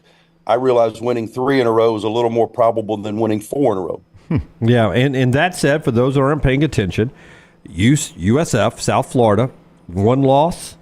Then there's Charlotte, Florida Atlantic, and UAB, all with 4 losses. So battling for that top 4 seed, as good as a 2 seed, possibly down the stretch here. With that said, sometimes you break down the season into sort of capsules, and with this much left, there's still a lot to gain down the stretch here. That's got to feel pretty good, right? That you can still see the end and still have so much to play for here before you get to that tournament. Well, you're always you set goals, and those goals change throughout the course of the season. Now the only thing that we can control is what's in front of us, and as you said, and that's closing the season strong and trying to get to where, again, we have an opportunity going into Fort Worth. Number one, I want to be playing good basketball, but number two, we've already proven. I mean, there's one team that's beaten South Florida, and that was us. They're on a 13-game winning streak. Their loss prior to that was to the good old UAB Blazers. We've already beaten FAU. We've already beaten Memphis. We had an opportunity against Charlotte where we were up, I think, 17 in the first half and didn't finish that game at Charlotte. So we feel like we've got another opportunity against SMU, which could have huge ramifications if we do what we're supposed to in the next 3 games on senior night here in Bartow in a couple of weeks. So, again, we're focused on what is in front of us and the goals that still are attainable. So Wichita State is the first team that popped to mind when they made the announcement way back in the day. UAB's going to the American. I instantly thought, man, I'm going to enjoy when Wichita State comes to UAB, and here they come. But it's not the Wichita State most fans has known. What is this Wichita State team? What do they do well, and what maybe can you take advantage of tomorrow night when that brand comes to town? Well, I was the same way, Jim. I was excited because, as a basketball Jones, you're talking about great basketball heritage. Greg Marshall taking them to a Final Four just recently. They were number one seed in the NCAA tournament, undefeated when Kentucky came in a little underseeded. Remember the 8-9 game and knocked them off in the second round. A new coach, Paul Mills, who's in the Scott Drew tree. He was at Baylor, along with Jerome Tang, who's at Kansas State, along with Grant McCaslin, who's now at Texas Tech, formerly of North Texas. All those guys were working together when they rebuilt this Baylor program into a nationally prominent program. Paul then goes to Oral Roberts, had great success there, and this is his first year at Wichita State. And as you look at their roster, man, it's just like it used to be they would list Jim Dunaway. They'd say your height, your weight, and your hometown and your high school, or maybe you went to a JUCO. Now, when you look at it, it's like they have to go like 2 pages for the school, all the different schools that his players have been to. Like his best player, I think this is his 4th school. So it's kind of a hodgepodge group, a group that is dangerous because they're certainly capable. This group has had issues like us a little bit. They don't score it easily, and when you don't score it easily, it puts a lot of pressure on the other parts of your game. They're really, really solid defensively, and they've certainly got a puncher's chance. We hopefully we've learned our lesson, and we will come in with the right approach tomorrow night. As much expectation as there was for Wichita State, there was none for South Florida. And Amir Abdur-Rahim, what he's done in year one, and you guys have given them their only conference loss. But, I mean, it's amazing. That's a program that I think has won one NCAA tournament game in the history of that entire program. I mean, what has he done? Actually, okay. They won 2. I think they won a first 4 game and then a round of 64 game back with Stan Heath. Formerly, when I got the Ole Miss job in 2006, Stan Heath was a coach at Arkansas. That's how far back it goes. And so, a program down in Tampa. They got a lot of resources, man. Beautiful place to live, but they just hadn't really found that niche in basketball. I was back their glory days, believe it or not, were back in the old Sunbelt days when I was playing. A guy named Bobby Pascal was the head coach, and I think they went to 2 of their maybe 4 NCAA tournaments during my era. Amir's done a great job. He did a great job last year at Kennesaw State, gets that job, takes a couple of guys with him, inherits a couple of guys. And it's just worked. Now, I think we've talked about this before. One of the things that the AAC did, which is a little unique, and they were doing it trying to help teams that they felt like were potential NCAA tournament teams. They did this pod scheduling, and they did it based on preseason rankings, which, again, I think is a fool's errand now because of the transfer portal. Nobody knows who's going to be good because you have so much complete roster turnover. But they were rated 13th out of 14th, meaning they play the teams at the bottom twice. So they only played us once in Birmingham. We were able to beat them. They beat Memphis. They only played them once. They beat Memphis in Memphis. They only play FAU once. They beat FAU in Tampa, so forth and so on. So they've got a little bit of a benefit. If you looked at KenPom, and I do, you looked at KenPom, the conference strength of schedule. We have the number 1 rated conference strength of schedule in the American, and they have the 14th rated strength of schedule. Do you look at KenPom every single day? Is that something you do every single day? Multiple times daily, yes, sir. Yeah, because we don't have a coach on Nate. I don't know why. I just kind of go to it. Well, I have this random thought process that pops in my head, and immediately when I want to look something up statistically, I'll go right there. I mean, I don't know that we have Nate Oates on when he doesn't bring it up. Stephen Pearl comes on with us every week like you do. He brings it up pretty much every interview. Bruce, when he comes on, brings it up. It's like it is the go-to for you coaches. I think it's so funny how KenPom. I don't even know if he knew he was going to create that, but buddy, when he created something you coaches love.